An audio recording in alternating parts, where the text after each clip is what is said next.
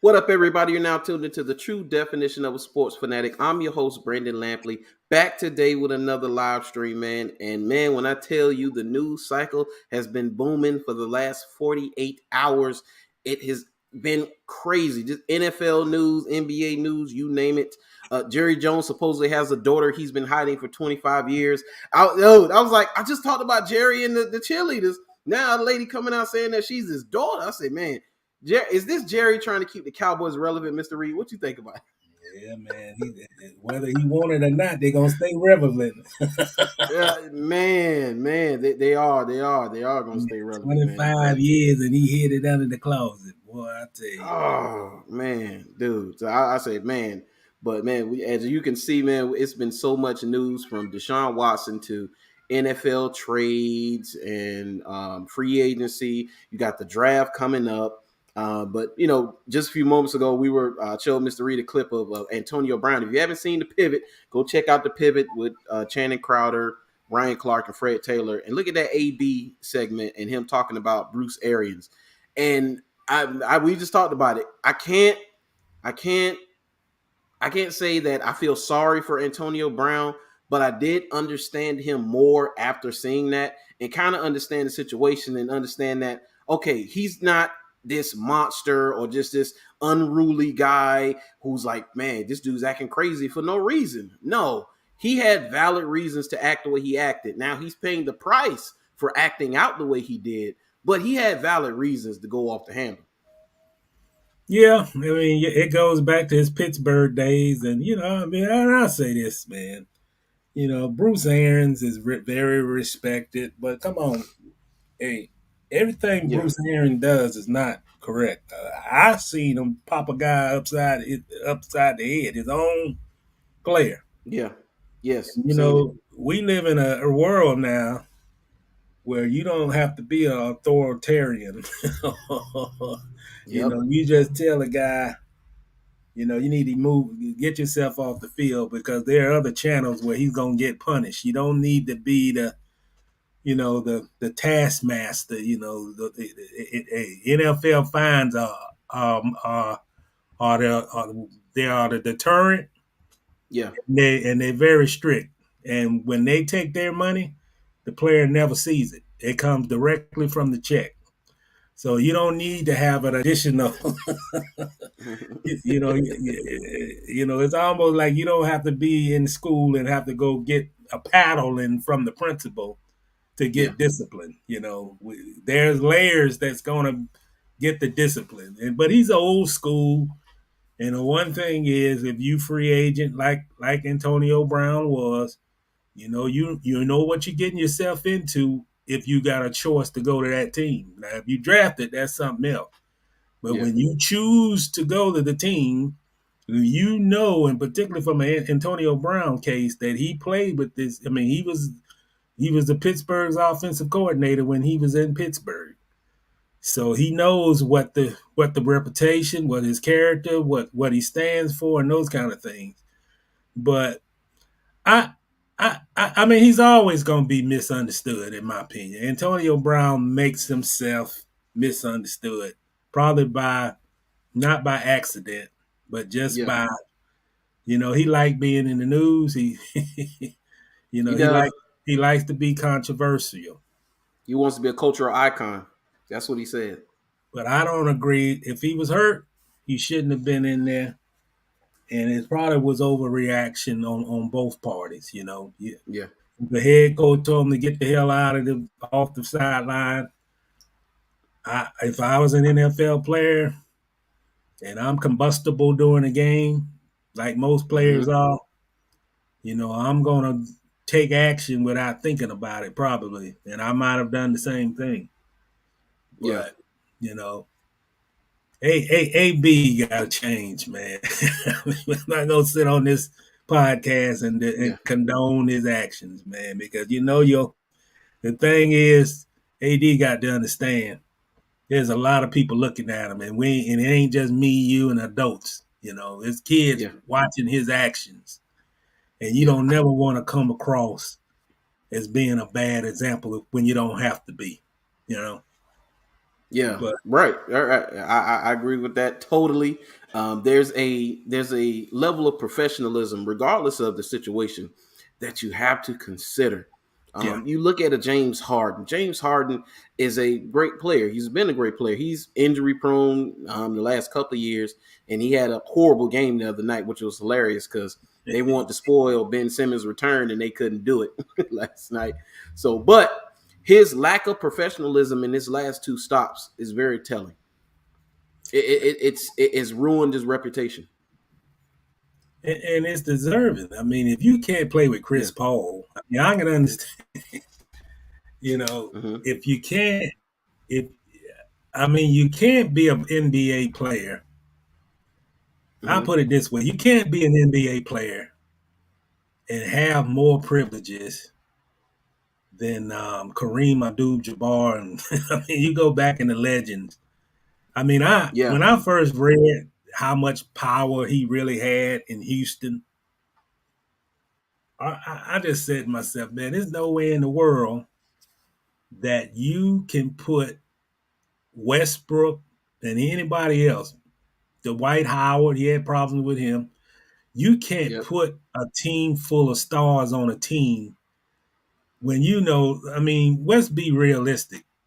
Egos are dominant in the NBA. We got we got guys who literally said, if you a superstar, you go to teams and you're a great player, it's automatically your team.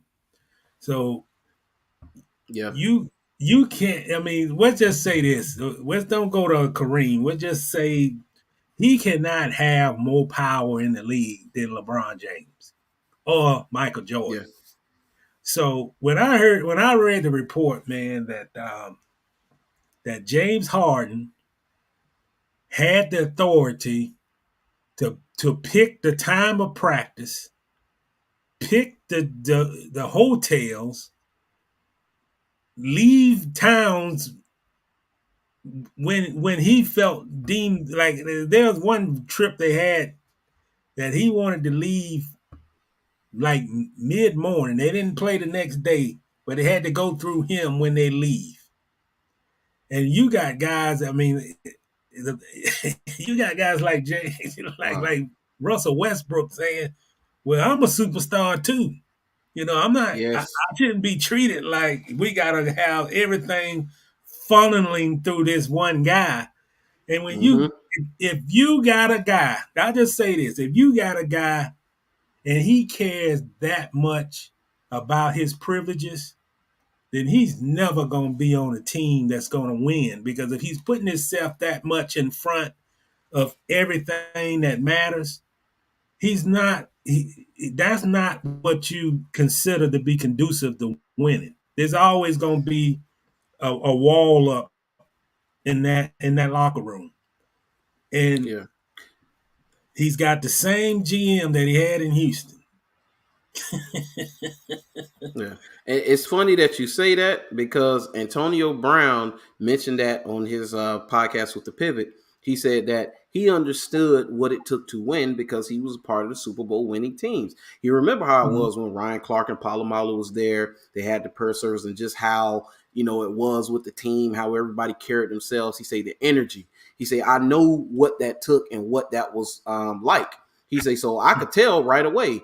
And I guess one of the reasons him wanting to get out with the Raiders soon enough, the way he did, was because he said he knew pretty much. He said I want to win, and he was not Oh yeah, convinced that he was going to win in Oakland. yeah. Well, that's the same thing happened with what my guy is with the Heat when he played with Minnesota and he went to Philly. The Jimmy guard, Butler. Jimmy Butler. Jimmy Yeah, Butler didn't see enough in that young team in Minneapolis to say you. yeah. He didn't see it in there. He didn't see the passion. He didn't. He was ruthless too. Yeah, he was. And then he went to Mm-hmm. Miami, and look what he's doing. Look what they're doing in Miami. But you know that says a lot though about passion for the sport, passion for Mm-hmm. winning, how much guys work on their own, not have to be Antonio told Brown is how one to of the work. best. Yep. He works. They say that there's no question about his work ethic, his practice habits, none of that. Ryan Clark has been one of the major ones who criticize him the most, but he's also praised him in that aspect. He say Antonio Brown gives it all he's got. You don't have to worry about him on Sunday because he will be prepared. He's always prepared every Sunday, and he never leaves anything on the field. He leaves it all. He lets it all go.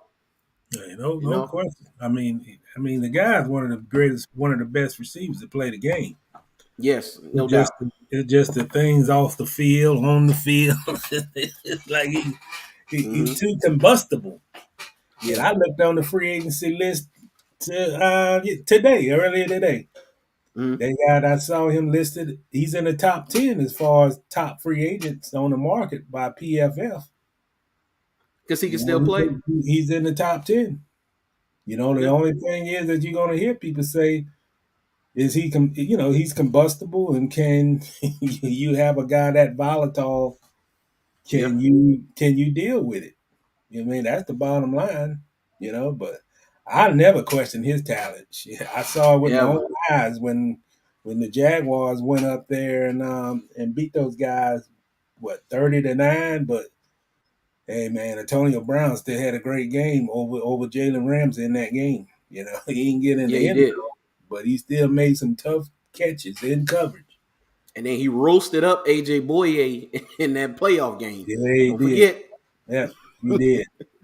Yeah. And the guy have not, if you really look at it, he hadn't really regressed a whole lot. And we're talking 5 years ago from Mm-hmm. 217. And he can still do many of the same things he did in 217. He's a hard cover, man. It's hard to isolate single coverage on that guy. And Yeah. that's the kind of, to be honest, that's the kind of playmaker, other than not his attitude, but performance. That's the kind of Yeah. player this franchise in Jacksonville need. They need a guy that can go out no matter what the coverage, and he's still gonna make catches. Yeah. Yeah. You need a guy who's gonna win his one-on-ones, man. But we're Yeah, gonna that's get into that that's what Jag it's all talk, about. man. Win the one Let's on one. Yeah, win the one-on-ones, man. But let's get into the man of the hour, because the man of the hour has changed constantly because of the news cycle. Every time somebody dominates the headlines, another guy comes in and dominates it.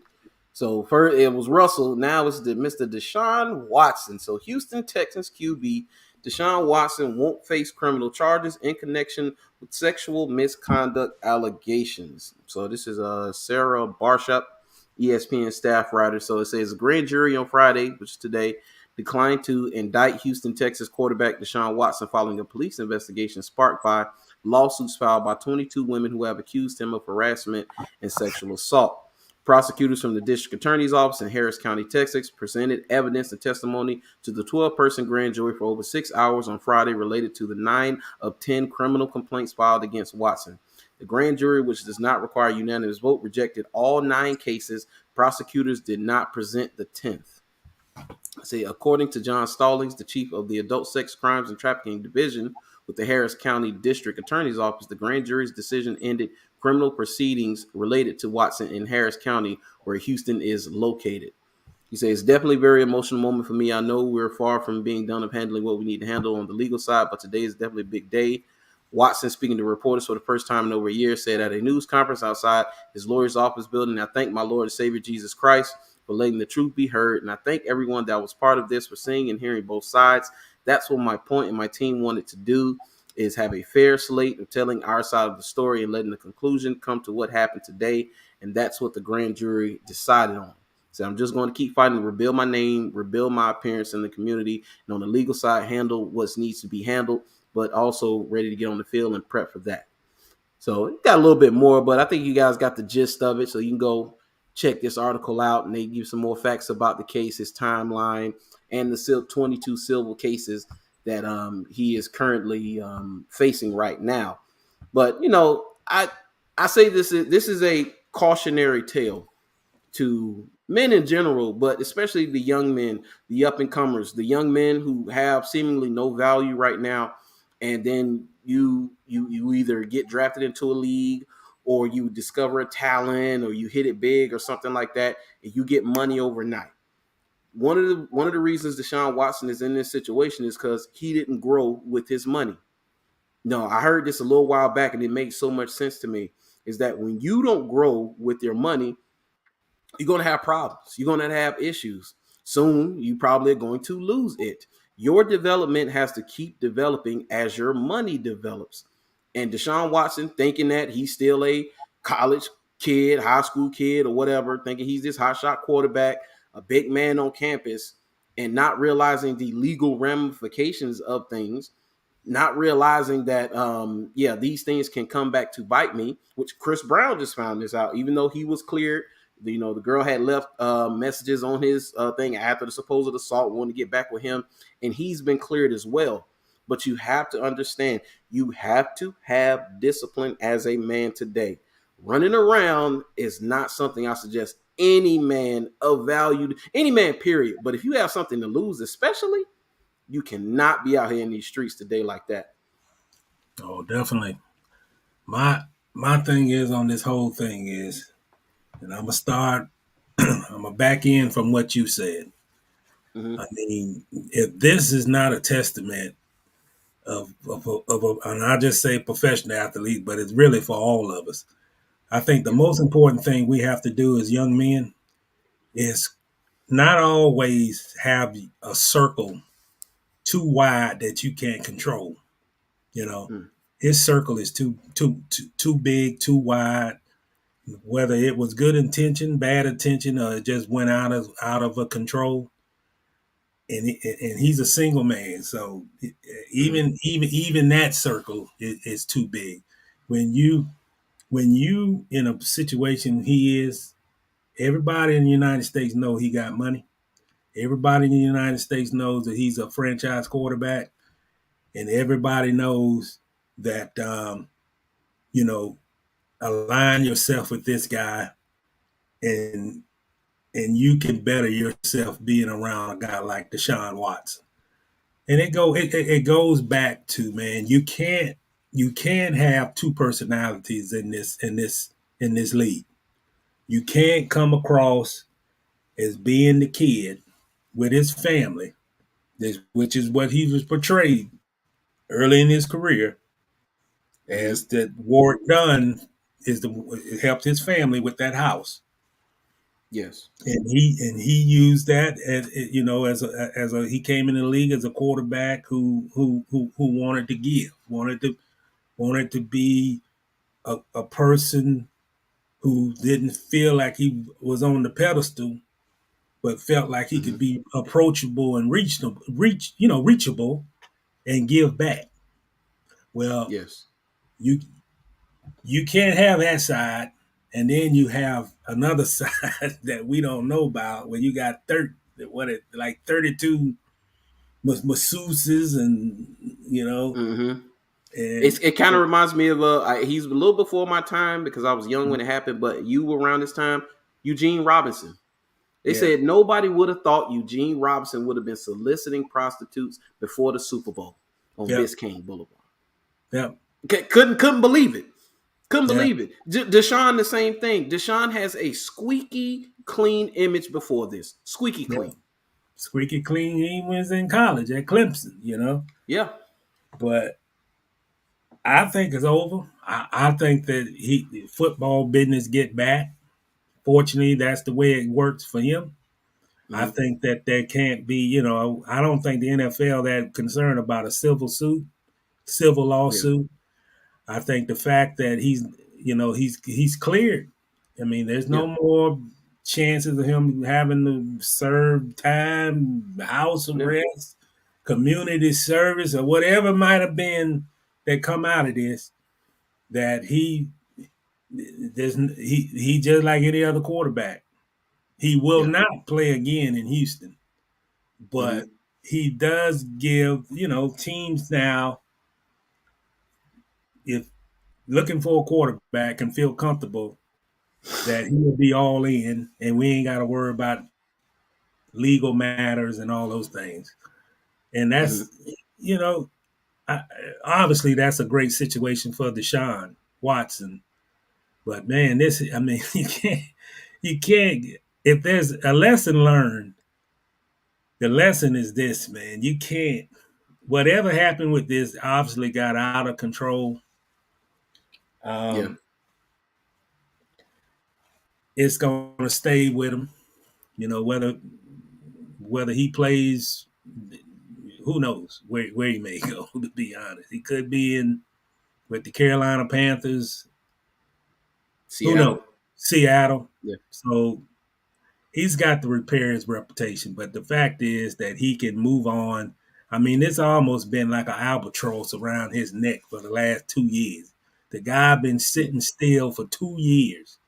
You know, nobody wanted to touch him. Nobody Yeah. wanted to. He was untradeable. You know, and just to hear the voice, see him after, he made the court, after the court appearance where he spoke about it, and Hmm. he got good lawyers. Yeah. Lord, Rusty Harden. Yeah. yeah, you can't whatever this is. I hope it's a lesson learned. The guy got a lot of talent, and he could, he's a franchise quarterback. So there's going to be Yes, some it is. people that are always they're gonna move on and still be. He's still going to be a hero to many, and he's going to be a villain to many too. Yeah. But just the fact, I'm happy for the guy to just get his life back, Yeah. have an opportunity to play the sport that he loves. I'm not I'm not him, but I can assure you, just from the passion that he spoke about after the decision was made by that grand jury, I think he's appreciative. I think he understands that he can never put himself in a situation like this again. He's got to get himself focused on football. He's got to get himself focused on repairing, and he's got to repair his image. You know, Yeah. and he seems remorseful, which is a good thing. Whether it was true, wrong, over the top, a little more that was said that actually happened, which seems to be like this, what it was. But just to see the guy get his back an opportunity, I don't like anybody who, first of all, the legal process in this country is that you're not guilty. I mean, you know, you Yeah. could be public image guilty, but everyone, and that's even the ones that that they've done it, they still, they're entitled to due process. And I'm glad the Yeah. due process finally came. He went before a grand jury. They didn't find enough evidence to take it any further. And now he get back to the business of football. I feel the Texans can make the trade, and this guy can get back to doing what what we expect to see. I'm always Yeah. gonna have respect for him, man. But when the guy can go ride a bus, we talked about this a week or 2 weeks ago, where a guy can get on a Yeah. bus. He's got lung laceration or whatever that injury Like was. a collapsed lung, and I think some rib issues. Yep, all that. Take Hmm. a 9-hour bus trip, start, lead his team to a win. That, that's a lot. Guts. It's Yep. guts. And Yep. this doesn't mean that nothing transpired between Deshaun Watson and the women who accused him of these things. But one of the things, and it's always, I guess, controversial to say or whatever, and I don't come off as a misogynist or whatever, but I always analyze the facts before I go with the narrative. Because the narrative, of course, is Deshaun is guilty, these women are right, and he should pay a price. And they don't care about the details, what it entailed or anything. No, you had people unbiased, regardless of the NFL lawyers and all of that, protecting their money men, unbiased. You had a jury who looked at the facts and they were like, yo, this is not going to stand up in trial if you take this evidence here. It's not. Yep. And one of the things that they pretty much kept on the hush I only heard it reported maybe once. It was no major networks that have reported on Deshaun Watson that I saw. If you've seen it, send it to me, BrendanLampley@gmail.com. Those some of those young ladies were investigated for practicing massage therapy without a license. So these women, some of them were not masseuses. You could put that together for yourself, what they were, but they were not masseuses. And they've been investigated for practicing massage therapy without a license. So that should tell you some of the stuff you need to know right there. He didn't go into a professional establishment or have these professional people who are on LinkedIn and got their little picture and stuff and their little white coat saying they're a masseuse. No, these are women he probably met off Instagram or wherever he met them at, seeking arrangements, plenty of it. Doesn't matter. That's what this was. That's what this was. So take that how you want to take it. It is what it is, you know? Well, that's like I said earlier. He needs to narrow his group. He needs to Yes. really travel in a smaller circle for the rest of his career. And Yes. you know, like with anything, we all make mistakes, man. It's nobody Mm-hmm. perfect. I mean, what is Deshaun Watson, like 27? I mean, Yeah, he got to be like 20, 27. I don't even think he's 28. Yeah, yeah, let me I see. always say back in those 20s, man, you're young, dumb, you Dude, he's want to 26. He's 26 years 26. old. So he's young. You know, you 26 years old. You want a blueberry pie. You want a strawberry pie. You want you want you know And you you can buy it want all. yeah, Power, yeah, influence, mobility, more options than you've ever had in your entire life. Women are suddenly so friendly to you that were previously not friendly to you. yeah. Of course. It's dude, the industry swamp is designed to drain you. That's what it's designed to do. It chews you up and spit you out. It's very hard to be successful. That's why the athletes go broke. Dude, And you if know, you never seen the ESPN 30 for 30 broke, go see broke and see how those athletes get broke after they leave the leagues. and this is a testament, though, and I say this being an old school person. These athletes of today, they gotta go back and really. The lessons have been put out there, to be Yeah. honest.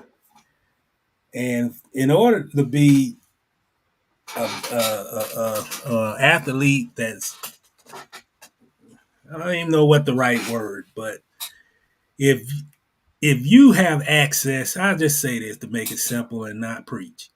If you have access to people before you, you know, people who's been on that pedestal, who's done what you're doing, done went through the trials and tribulations, then these athletes right now, whether it's NBA, NFL, you have to learn from the previous generation Yeah. before you, because you know what this to me is. When Magic Johnson first went to LA, he was all over the place. He was all over the Oh. map, all over the map. He Mm-hmm. talked about it. You know, you talking about a young guy coming from Michigan, and it's just like he went to LA, and it's just like, man, it was like paradise. You know, Yeah. it was hard. It was hard to say no, Mm-hmm. Yes. and we know where that went. And the guys, I always say this: it ain't just professional sports, college sports. History always repeats itself, no matter what. It always goes full circle.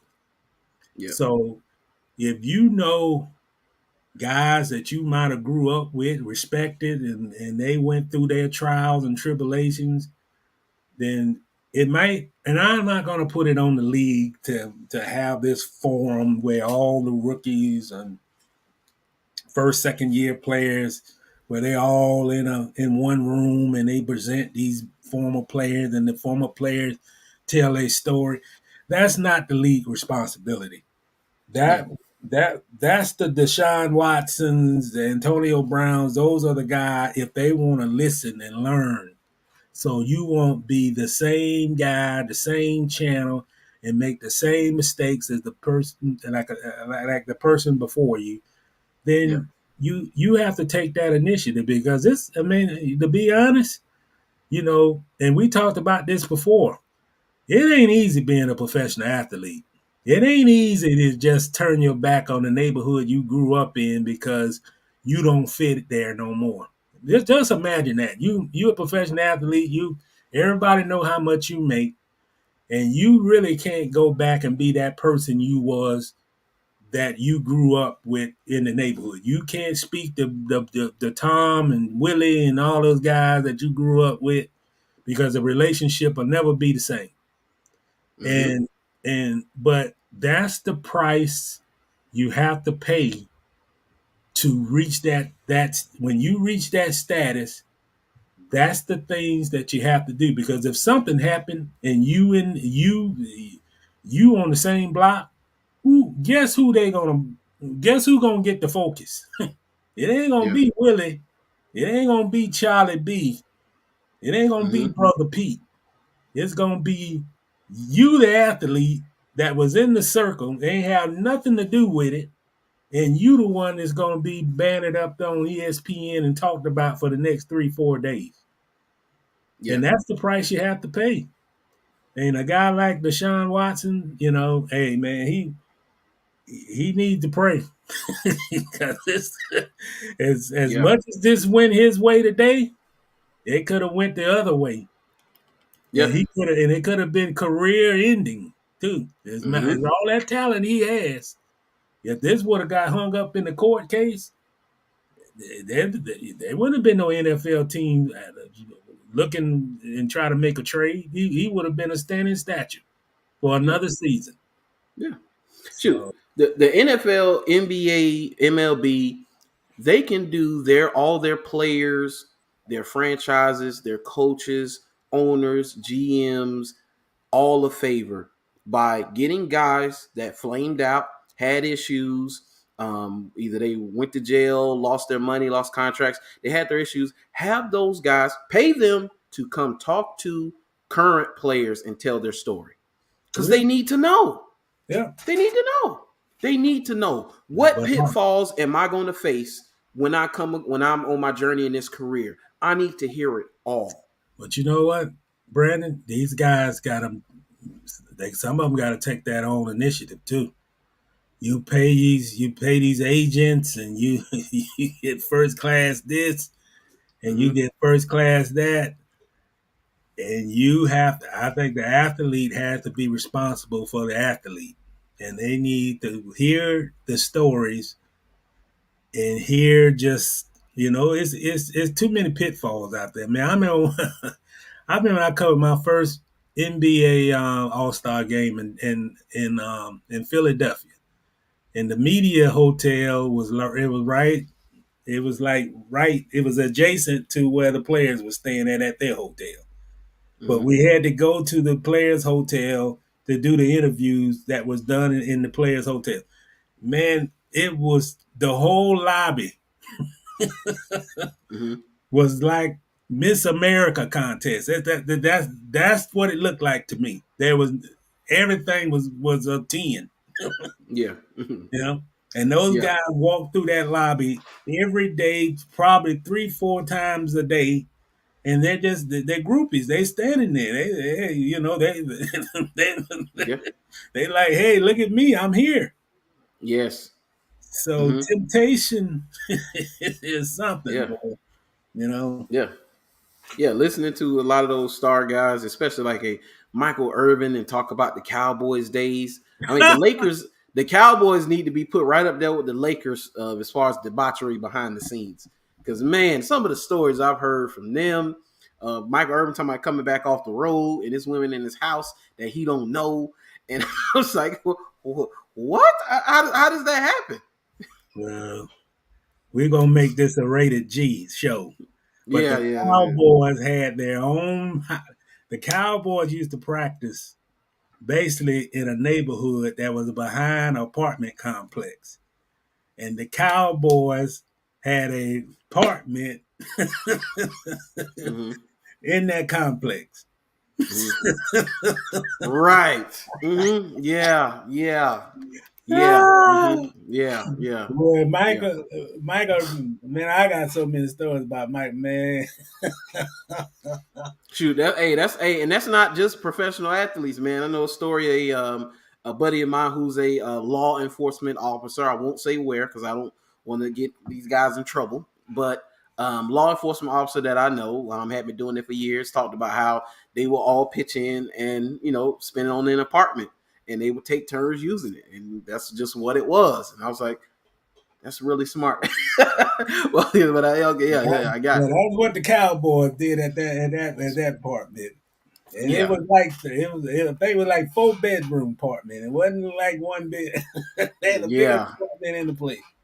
Yes, yeah, but that's the life that some of these guys lead, and unfortunately, it chews some of them up and spit them out. I'd say almost majority of them, especially if Oh, they're not prepared. yeah. Um, Especially if you coming from a shady, not to say shady, but a less fortunate background, and you don't have the education, the wherewithal, you didn't have mentors and leaders and teachers outside of coaching. Because coaching is cool, you got some good mentors and lead, but having somebody outside of the sport to help mentor you, and especially going into other things and not just football, is pertinent as well. And some of those guys didn't have that. And that's why you have to learn the lessons. If you go back to those great teams in Miami, the University of Miami, not all those guys made it to the pros, and some made it to the pro. There's a guy named Melvin Bratton with University of Miami. Mm-hmm. He got his knee blowed out in the '87 championship game, and he might have was like the best running back to ever come out of the U. But he Yeah, was but he was wild. he's wild. He was a wild boy. You Mm-hmm. know, him and Highsmith and those guys, man. But I think he even with that he tore up his knee, and even with the tore up knee, he still lasted 3 years in the NFL, just based on just natural ability. Yeah, Basically was running on one leg. yeah, But he yeah, talked, yeah. he talked, he's a guy, he don't have a 10-year career, but he ran over Brosworth in the game against Oklahoma in the '80s. Mm-hmm. And he talked about it, he just, it's hard to get maturity, man, when you eating steaks Mm-hmm. and biscuits and gravy and your everything is coming at you once, and you getting pats on the back, and you got You friends, the man.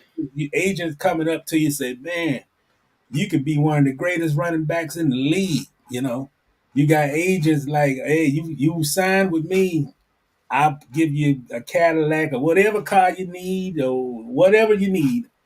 I get all that for you. Just sign with me. So all this stuff circulating, and then it's just like 1, 2, 3. All of that stuff can be taken in 1 second. One injury, it's all gone. What do you do then? When you can't play football, it's been everything to you. You got nothing to lean back on. That's why I always say, I don't care how good your job. And I say this on this show, and I live by this rule. It is no matter how your statue is on your job today. Always have a B plan, no matter what, Yeah, yeah, because whatever can be given can be taken, yes, even if it's something that you just thought about,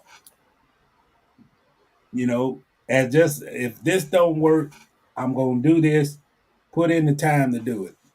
Because just like them professional athletes, man, hey, I know from experience with the Jaguars, man, you can have a locker.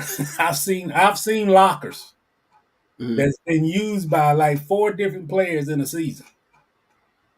The same locker. That's how it come. You come and go in that league. Yeah, yeah, You can be there for off season program, and you can be gone by June.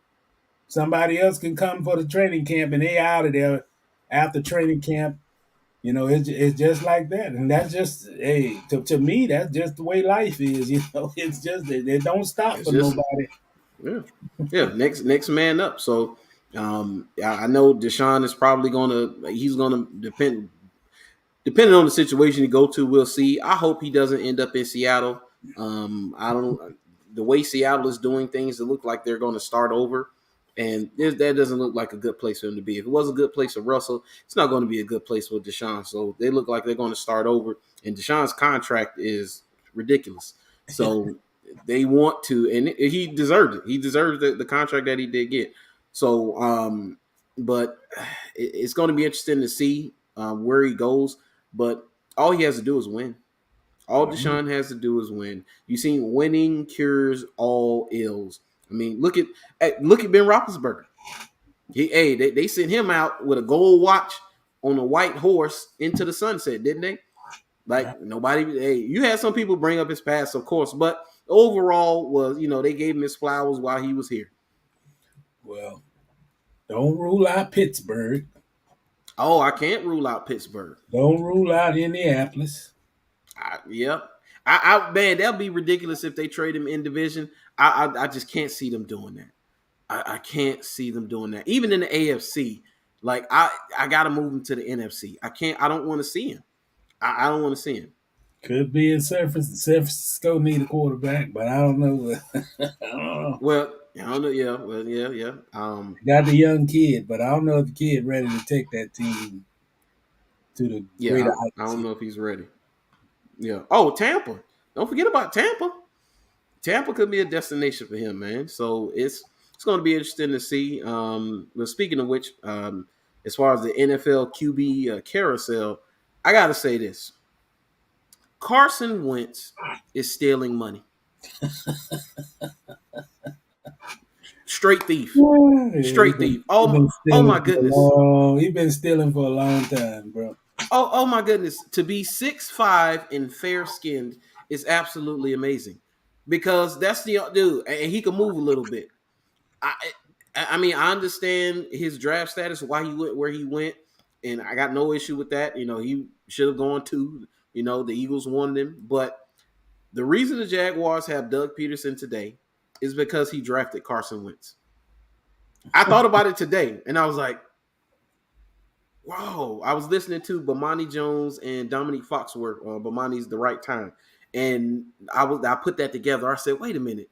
They were talking about Carson, and I said, "Wait a minute. If Doug Peterson, if they go get another quarterback, or if they roll the dice on Nick Foles going forward, they might have had a better result, and he might not be the Jaguars head coach. But let's say they don't take Carson, they go get another quarterback who's better. He'd still be in Philly right now, no question about it. Because at the time Carson Wentz was when he threw 33 touchdowns, was the MVP candidate that year they went to the Super Bowl. People forget Dominique Foxworth brought this up. He said they had the best offensive and defensive lines in the league. Oh yeah, especially offensive line. Oh man, I mean, especially the offensive line. And so he had one of the worst seasons in history in 2020. I think 15 touchdowns, 16 touchdowns, 15 interceptions. Then he goes to Indianapolis, and you're on the doorstep of the playoffs, and you have the 2-win Jaguars in front of you, and you can't beat the 2-win Jaguars. Yeah, that's and Washington moved assets to get him.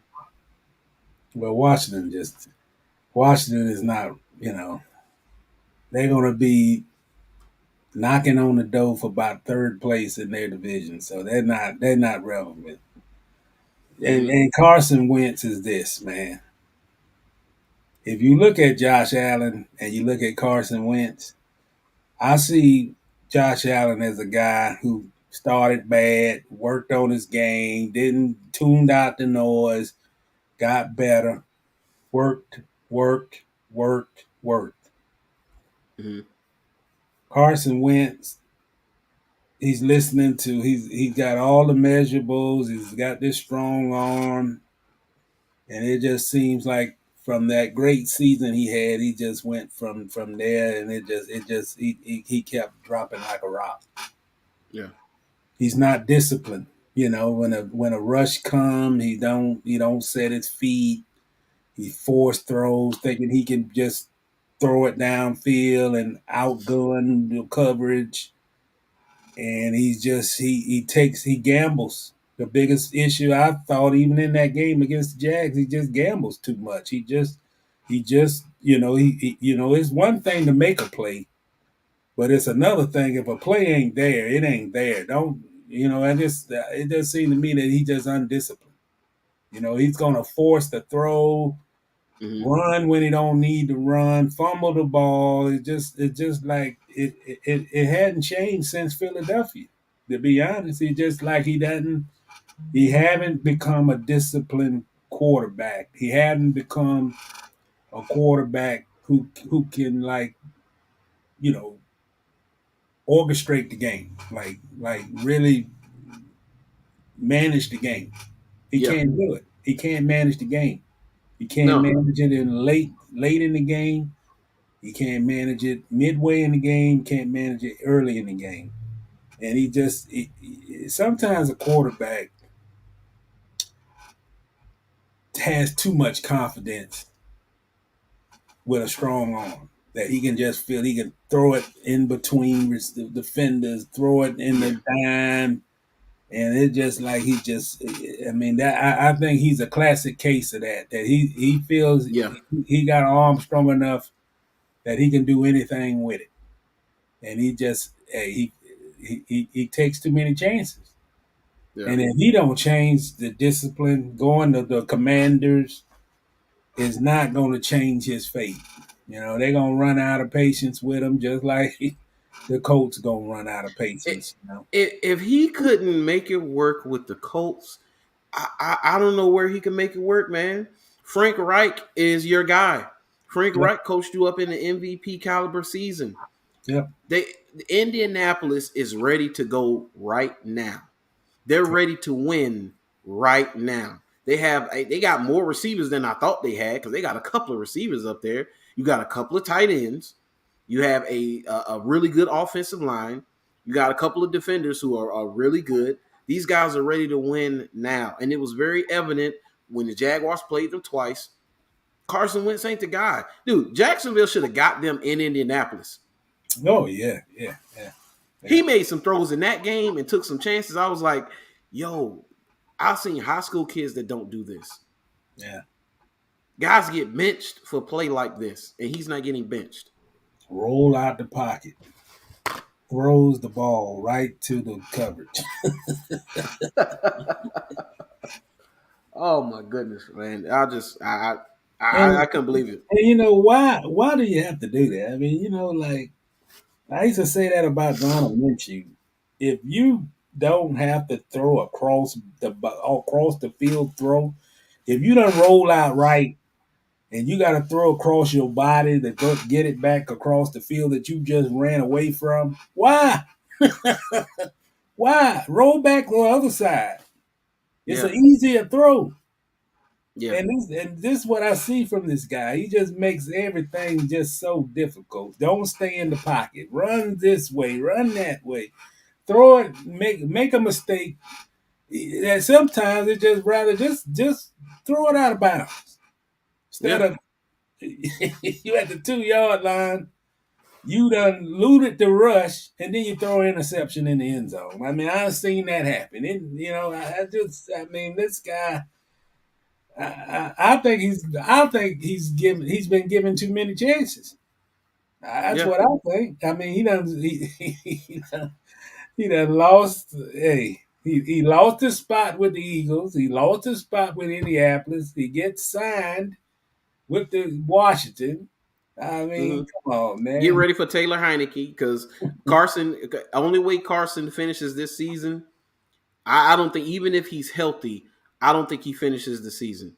If Taylor Heineke takes over at any point from bad play or him having an injury, he won't reclaim the starting job. He Well, won't. Washington got a tough coach. He's not gonna. Yeah. He's bench starters before, so put it that way. Yes. Yes. The So kid from Ohio State, he could say, "Hey, man, I can't win with this kid. We gotta move to another direction." And Yeah. I'm sure if it doesn't work out here, he'll be benched or he'll be cut. Either one. After Indianapolis, man, I wouldn't touch him. Now I'd bring him in, and don't give up any assets to get him just as a backup, something like that. But what Washington did, no, I wouldn't have done that at all. But it does talk that just speaks to the current quarterback market and the current quarterback draft. But mine and them were talking about in years past when there's a lack of quarterbacks. Who's ever a top 32 guy, they kind of try to push him up to the top 5 because he's kind of the only guy. They're not doing that this year. Malik Willis is the only one who looks close to being that, and they're not pushing him up the boards. Some people had him, Seattle maybe taking him at 9, but people are like, nah, they don't see him going that high either. So we could really possibly look at no quarterbacks going in the first round. And dude, teams talking about giving Mitchell Trubisky an actual job to start. Yeah. Yeah, I saw that this week. I said, Lord have mercy, they desperate, man. But know, if nothing else, this playoff run shows. I mean, all you got to do is go in the AFC West and see what's that. Look at those starting quarterbacks in that division. Look at the starting quarterbacks overall in the AFC. Have you heard Carr to Indy? Huh? Have you heard Carr to Indy? No, I haven't heard that, but I heard that today.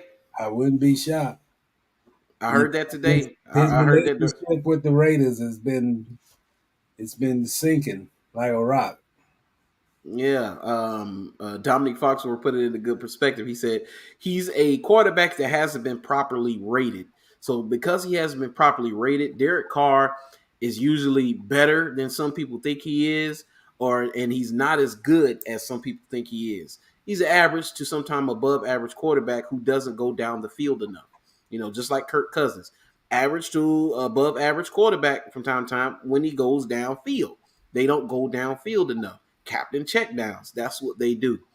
So if he can get comfortable with going down the field more, then it'll probably be a better quarterback. But they say those guys are so terrified of making mistakes that, they continue to just check it down here, check it down there, check it down here. So the Raiders could possibly be moving on from him. And for him to go to Indy, I think it'd be a good spot for him because, like I said, Indy's ready to go right now.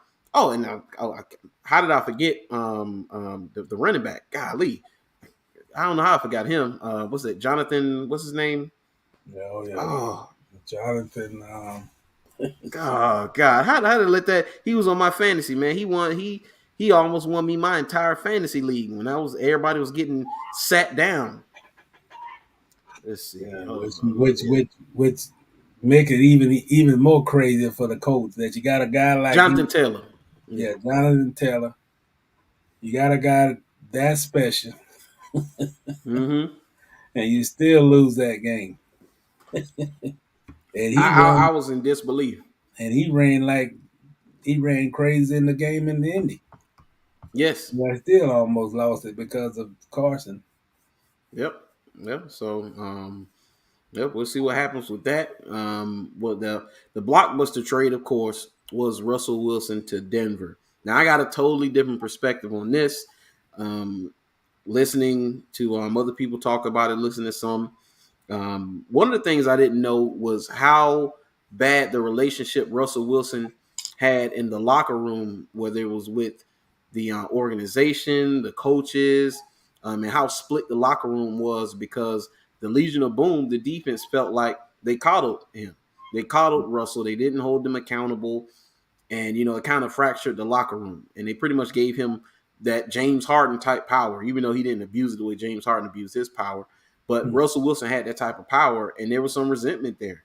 And there were guys basically saying that, Russell isn't really that guy. That's what they were saying. They were telling the organization, hey, Russell is not that guy that y'all think he is. Good player, but he's not that guy. And I was like, well, now you look back on it. I say, I don't know. He's a franchise guy for sure.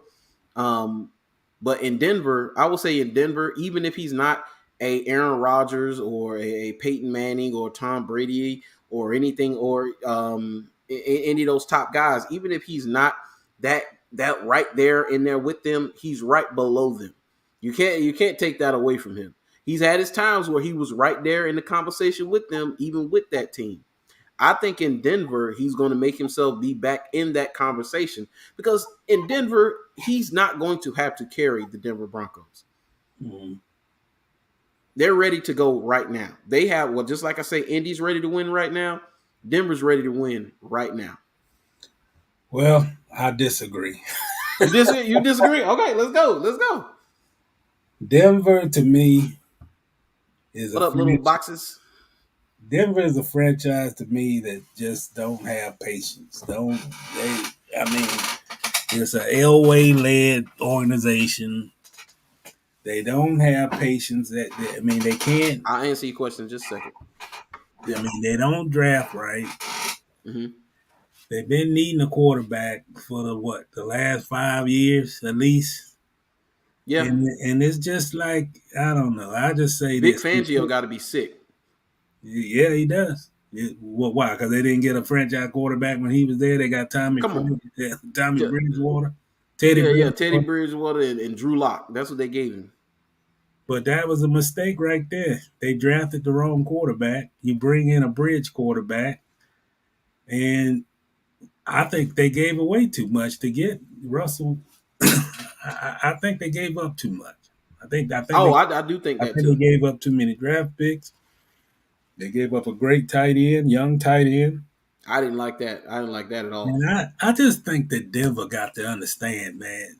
It's great to, and I've say this a lot, there's nothing wrong with making the Super Bowl the pedestal. I mean, all franchises, including the one in Jacksonville, should always have the Super Bowl as the ultimate sacrifice, the ultimate the podium that you want your franchise to reach. But Denver has been bad a long time. They've been bad since they've been to the last Super Bowl. Mm-hmm. And I just think that you bring in Russ. I mean, you bring them in, and I don't think it's just automatically going to change that they can finally now beat Kansas City and haven't done it in like about 6 seasons, and they're just going to jump the broom and compete against the best teams in the division. I just don't think they have patience, and they don't understand that you have to take steps. You have to get yourself in position to be at the level of Kansas City. And it ain't just, I always feel they always think we one quarterback away. We one quarterback away. We one quarterback away from getting back to where we was. We one quarterback, and then if you're one quarterback away, then something else happened on defense, or this breakdown on here. And I just think they just need to take it by steps, man. Yeah, they got a good quarterback. I don't disagree that he's not a good quarterback. Yeah. I disagree that you're gonna bring in, basically he's the savior. we couldn't get our guy. We couldn't get Aaron Rodgers. We thought we could hire the offensive coordinator to lure him to Denver. We didn't do that. So we went after and got the second best option. And now this is our road to the Super Bowl. And I don't agree with that. And I just think, I just hope that, hey, if you go, 10-7 or whatever it is, have a winning record, get in the playoffs, lose in the second round, then I hope there's not the criticism that he's not the quarterback that we thought. He's not it shouldn't be Super Bowl or bust. And I reading what's going on in Denver and just seeing all the hype and all this Russell this and boy, that's going to be a lot of pressure. And you talking about a division that's got great quarterbacks. Yes. Yeah. So no. I don't know what's going on with the other LA team, but look like the other LA team, the one that calls the Chargers, it seems like they're tired of being the second kid on the block there in LA. And they're making some great moves. Yes, they are. And they got a good quarterback, good young quarterback. So it ain't so much the quarterback issue in Denver. It's just that the competition that they got to compete with, it's just nobody's standing still, whether they Oh got a yeah, quarterback or not. yeah. No, I agree. I agree with that. I'm not in no way, shape, or form do I think that they should be winning a Super Bowl next year, or even necessarily in the next 3 years. Because I gotta make some more moves. They haven't drafted fairly well. I mean, you had some decent players they've drafted. You got some receivers. You gave up your tight end, but you got three receivers. You got Tim Patrick, Cortland Sutton, Jerry Judy. You got Javonte Williams, running back. You got some great defenders: Patrick Surtain Jr., Justin Simmons, Bradley Chubb. You got some guys, of course, but the dysfunction of Denver Broncos has always been at the top anyway, and it's trickled down.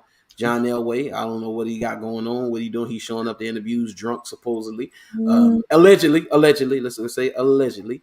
So I don't know, but I agree with you that I don't think that he should be billed as this savior that's going to. A lot got to break right for the Denver Broncos to win the Super Bowl. It does. A lot has to break right for them to win the Super Bowl. They're closer than the Jaguars, of course, but a lot has to break because last time I checked, Patrick Mahomes is still living and breathing. And yeah, I don't know. And Justin Herbert is on the come up.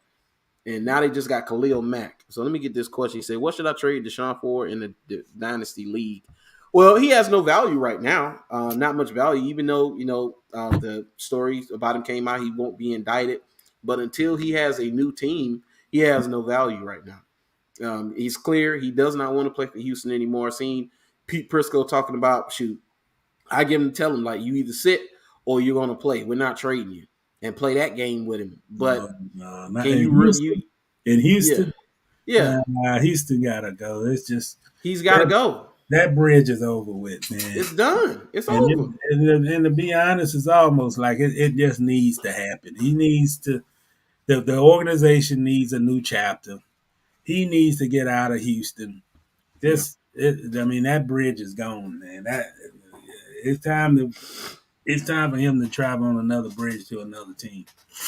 Yeah. So let's say he goes to, say, Tampa Bay. If Yep. he gets traded to Tampa Bay tomorrow, his value comes back instantly, and then you could sell high on him. You could bait somebody into giving you a haul for Deshaun Watson because he's a franchise quarterback. So I will wait to see what team he gets to, and that'll determine what his value is going to be because he hasn't played football. So you don't know what you're going to get. So, that's a little up in the air. But looking at going back to Russell, whatever issues Russell had in Seattle, I don't necessarily think that he's going to get away from them in Denver because the issues don't seem like. I don't want to disparage Russell, but this seems like a Russell issue. This doesn't sound like a Seahawks issue necessarily. Both parties are responsible, but depending on, I guess, how he's received in Denver, what kind of power he has, what kind of influence he has, the same situation can end up happening in Denver because Denver has a good defense, and they could be on the outs with him too. Once again, because if the Legion of Boom was on the outs and they're like, "Yo, Russell ain't the guy," and y'all coddle him too much, which that's kind of what broke up the Jets because the Jets defense under Rex Ryan was like they coddled. Who was the quarterback? Oh, I can't remember people's name today. The USC quarterback, Mark Sanchez. Mm-hmm. That Jets defense, they went to a couple of like 3 straight AFC Championship games. They were pissed at how they treated Mark Sanchez. Legion of Boom, was the exact same thing. They were pissed. So what's stopping that from happening in Denver? Yeah, you're right. And then the expectations. I mean, he's going to. I would think once the season starts, the expectations for Russell Wilson are going to be higher in Denver than they were the last few seasons in Seattle. And I think I agree with what you said about it is more Russell than the organization. I just think that Russell Wilson felt that He's looking he looking over his shoulder, he's looking behind his back, he sees San Francisco, he see the Rams, and he just I mean it'll take 2 years for from what they have on that roster. Mm-hmm. It'll take a 2 year rebuild for them to be at that level of either one of those teams, and particularly it may take a 2 to 3 years to be to match the talent that the Rams have. And And 49ers. I just think that the Seattle just they that third team in the league, and this guy looking at who knows what's going on. Maybe I don't think that Denver is any different than Seattle as far as his wife and her career. I mean, I don't think there's much difference between those two cities for elevating her career.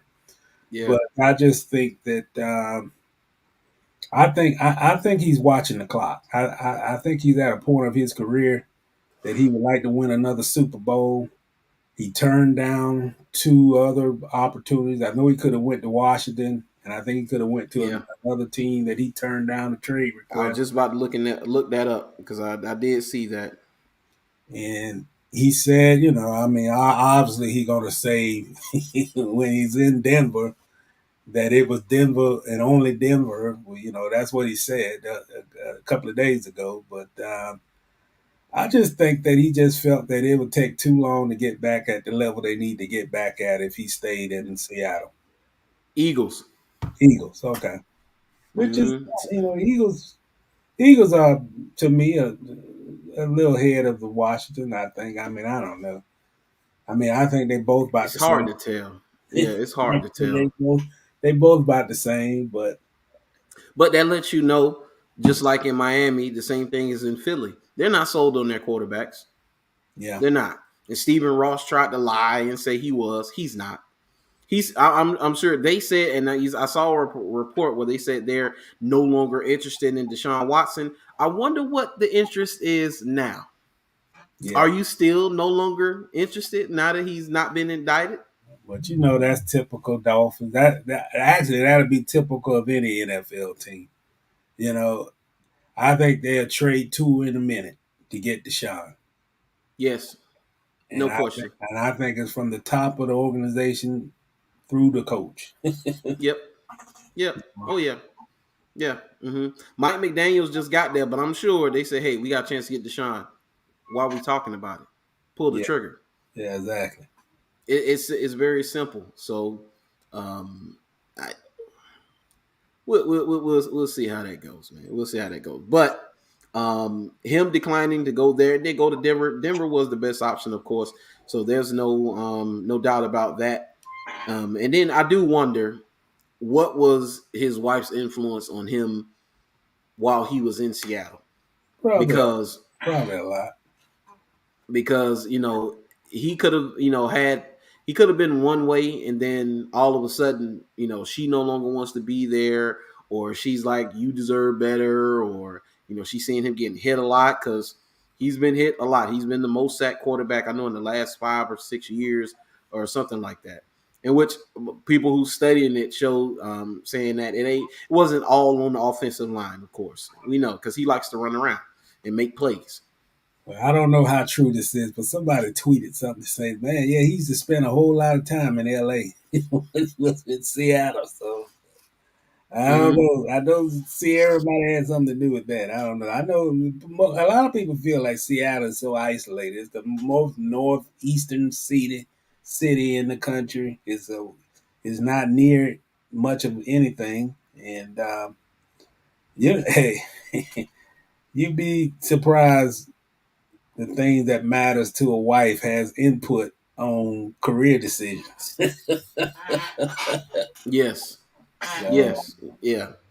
Yeah. So yeah, we're definitely going to see how that goes. So that was I think I don't. Oh, what's the other one? Khalil Mack to the yeah, Chargers.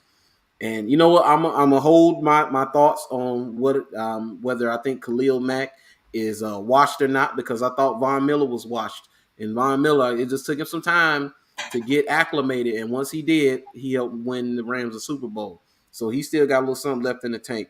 Khalil Mack has been a player he's been trending downward the last couple of years. He hasn't been that same guy. Who knows? Another destination may bring that out of him. Another scheme, a chance to win. Because the Bears, okay, you got a new head coach, but I don't think the Bears are going to be winning anything anytime soon, especially in that division. Yeah, I agree. I just think they just don't have enough offensively. You No. losing a guy, Allen Robinson, you don't. I just don't think the quarterback. He's a good quarterback. Just don't think they got enough weapons, and I don't think Mm-hmm. that. I don't think they. What has been their tradition? Their tradition been running. They never had a tradition of being a vertical passing team. They like old school football team. They always build around a good, big physical offensive line. Take advantage of the run game, and I just think that style of play is just obsolete. You got to score. Yeah, Man. yeah, you have to score. So it's going to be interesting to see how free agency. Now that some of the moves are being made, some guys are being signed, some guys are being franchised. The Jacksonville Jaguars franchise Cam Robinson, Devontae Adams got franchised. Chris Godwin got franchised. Guys who we knew most likely would not hit the market got franchised. But you still got a lot of top-notch options out there. Looking at, they got the top 100 free agents, of course. One of the guys I had my eye on was Teron Armstead, which they look like they'll be out of the running for him because they franchise tag Cam Robinson. And, of course, we have Walker Little. So if you do bring him on, Walker must be going to be on the bench, or Cam going to be like a guard, something. If you bring him in at this point, which I don't think they will. Another guy who hit the market that was very interesting to me, and I know how the Patriots do business, so I'm not surprised. But J.C. Jackson not being franchised by the Patriots, and he could still sign there and go back there, and he's going to test the market to see what he can get. And I'm sure if the Patriots can match it, they will. But they want to go let him test the market because whatever he's asking for, they don't think he's going to get it on the open market necessarily. And if he do get it, they don't want to pay it. But he was one of the more interesting ones I saw hit the market. Yeah, yeah, yeah, yeah. Let's go back to the Cam thing, man. Cam Robinson. To be honest, I was a little surprised. I mean, I really thought that they were gonna use that number one pick to get the kid from Evan Neal or Wanu from North Carolina State. I thought they were going to use that pick from. You gather information at the combine, and the talks went well. They interviewed the kid from North Carolina State. The first, I believe, it was the first one they had a formal interview with, and then they wasn't really saying. There was a hook that they both kind of agreed. Mm-hmm. Peterson and Trent Baalke, they was saying about like they need to get back to a trend where they keep their own talent. Try to get guys to their second contract. But I didn't put two and two together and coming up to say, well, we need to sign we need to sign Cam Robinson to an extension when you've had 2 years to do it. Yeah. I don't like the price tag. I think that you're talking about $16.6 million. All of it is a hit against the cap. Mm-hmm. If you was to go out and sign Terran Armstead and would have went and signed him, you wouldn't have had that big of a cap hit. Yeah. And just because you have money, it's a way that you spend that money too. And I think that kind of led to the decisions the last few days. Like you cutting a Carlos Hyde to add some space on the cap. If you're gonna go out and spend money, because look at all the needs. You got to get a tight end. If I were them, I have to get a running back. Whether I get Mm-hmm. one in the draft or not, I got to get one.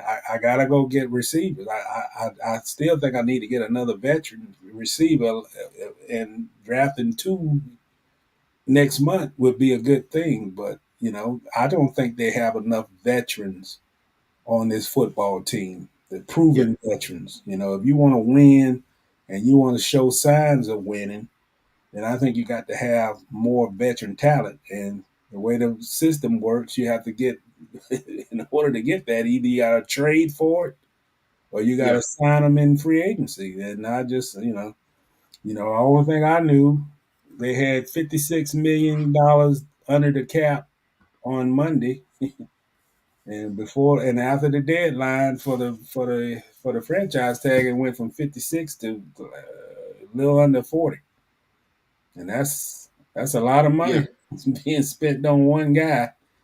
And Yes, I it think is. and I think he's reached his ceiling. I don't think you're going to get a better version of Cam Robinson from what you already seen over the last 5 seasons.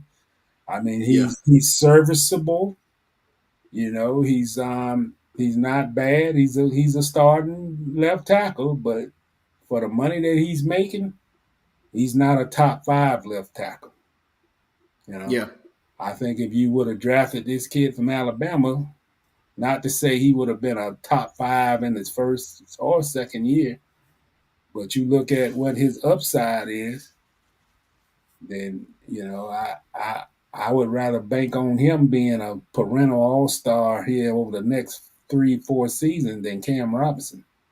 So I don't Yeah. know. Yeah.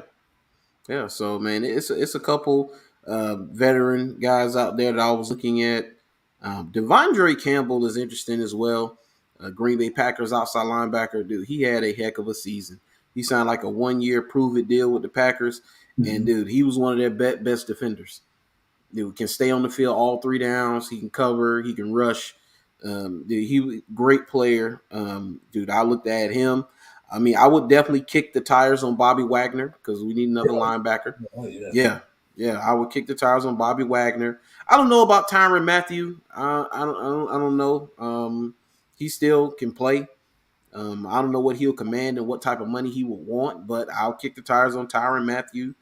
Um, who was one other guy? One guy that, dude, I remember when he got signed by Cleveland, and people were like, oh man, Jadeveon Clowney signed by Cleveland. You got Jadeveon Clowney on one side and Myles Garrett on the other side. Man, that's gonna be hell.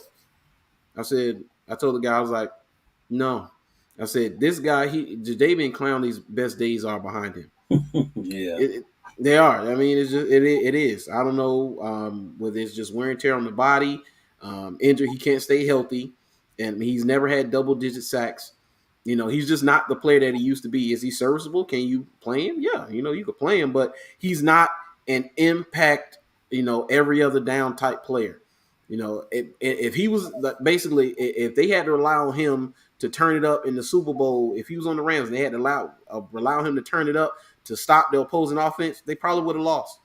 I mean, if he had to play the Aaron Donald role, they most likely would have lost because he's not that type of player. He's never been that type of player. He was drafted to be that.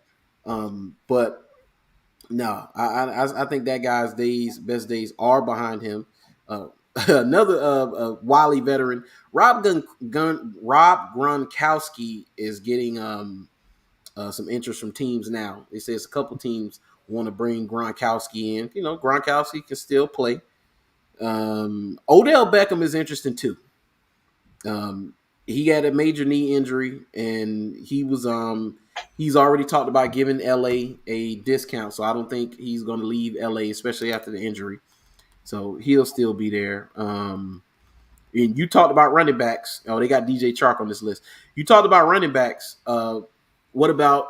Well, even though he's a veteran, I don't know what he would command. You bring him in, but I know he can still play, and that's Melvin Gordon. Yeah. He would be good. Yeah. And Yeah. Melvin Gordon, you can line him up outside as well because Melvin Gordon is a ball player. I take him. It's a couple of these guys out here. I am interested to see where Jameis Winston goes, man. I like Jameis. I hope Jameis can find a landing spot, man. I think he might be heading back to the Saints. Yeah, that I've been hearing that too. They're saying that it's a good chance he goes back to the Saints. I mean, because on this quote QB market, I can see the Saints saying, you know what, let's know when to hold them, know when to fold them. Let's just hold steady, keep what we got, because dude, your boy ain't the answer. White Willie Beeman is not the answer. Uh, Who? um, What's the quarterback, the gadget guy? God, I can't remember people names tonight. Lord have mercy. Usually I am on par with that, but the other quarterback for the Saints, Oh, I'm uh, a gadget guy. Taysom Hill, Jason Taysom Hill, Taysom Hill. So Taysom Hill, they call him White Willie Beeman. It's hilarious. Um, Taysom Hill he's Hill. not the guy. And then what the best option out there as far as free agent that you can sign right away, the top guy is Mitchell Trubisky. So that tells you all you need to know about the quarterback market. Yeah, So it's not a good year. It's not a good season to be in the quarterback market unless you do what Denver did and give everything in the farm. But I like. What about a Chandler Jones coming to town? You don't have to worry about Taven Bryan no more. oh man. And it's what does Chandler Jones command? What does he want? And Give what him is a it? Because 1 year deal. Give him a 1 year prove it deal. Give him a 1 year $8 yeah, million deal. A 1 year $8.5 million and take it from there. A so veteran guy. But I and don't. what part of his career is he in? Is he going to ring chase, or is he going to take the money? Because if he's Yeah. going to ring chase, he ain't coming here. Well, yeah. So you got to give him an offer. You got to make it difficult. I mean, I always said this about the Jags, even last year. The Jags got to make it difficult. You're not going to hit home runs, but No, nobody going to complain if you were aggressive. When they yeah, start putting out these lists of names on Monday, I like to see the Jag was coming down between Giants, Eagles, and Jaguars. Where they're in the conversational piece yeah, because one of those big name guys they need high. I mean, West don't kid ourselves. You know, that's I always say this about the Magic. Even though we talking NFL, you gotta have high profile guys on your team, man. Even if you rebuilding, if you reloading or whatever, names. you Hmm. gotta have you gotta have guys on that roster that knows about winning, knows about what it takes, knows how to lead. And this franchise don't have enough of those guys. So, hey, when you 4-29 over 2 years, and I said this before, you gonna have to overspend. No Yeah, question no about doubt it. about it. You No had to doubt do it about a it. few years back. You had to overspend. You had to overspend to get a guy like Calais Campbell. And now you done reached the cycle where if you're gonna move forward in this league, and Hmm. as downtrodden as this franchise has been, the fans they got a reason to be impatient. Then it's time for this. You can't. Hey, this is an evaluation for Trent Baalke. To be honest, not so much Doug Peterson, but Trent Baalke. You know, you Yeah, you can't come up. Last year was this. Oh, we're gonna be value. We're gonna look for value. And you went 1-15, and you're gonna look for value. This year, they said at the combine that they want to be aggressive, but they want to be aggressive and within reason. Which nobody gonna complain about that. I like the example that he used. He said we can't pay $11 million for a player worth $3 million. It's almost yeah, completely the same what he said a year ago. But if you need a tight end that can make plays, that's when you put value in the trash can and you just go out and get the player that you know get the that players. you know you can't worry about value at that point if you don't have anybody on the team other than Dan Arnold Yeah, and a couple other positions. You're gonna have to get a guard, and why not get a yeah, good one? Don't get a yeah. backup. Because right now the top guards I'm looking at now. So top guard Brandon Scherf from Washington. Sure. Yeah. I, I take Scherf any day. Lakin Tomlinson from San Yeah. Francisco. Yeah. James Daniels from Chicago. What was the other one? There was one other one that I saw. Where is it? Austin Corbett for the Rams. What was the other one? Bradley Bozeman for Baltimore. So you got a couple of guards that you could sign right away and then instantly upgrade the position. Alex Kappa, Buccaneers guard. And it was one other one that I saw. Oh, and Lyle Collins is he's supposed to be available via trade. And Lyle Collins is a good player. Yeah, he's good. He can play guard and tackle. If I'm this team, if I'm the Jaguars, I'm looking for guys who's been Pro Bowlers.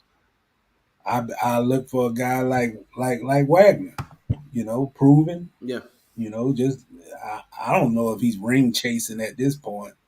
He's got a ring, He's got a ring. I think it's more money fit.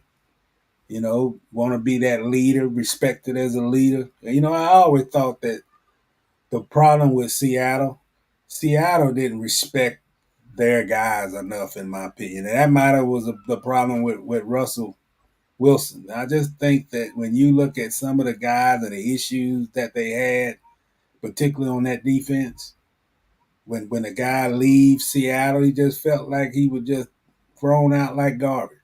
Yeah, he just talked about how he didn't find out from the organization that they released him.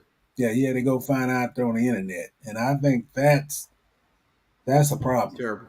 Yeah. I mean, this guy done gave everything.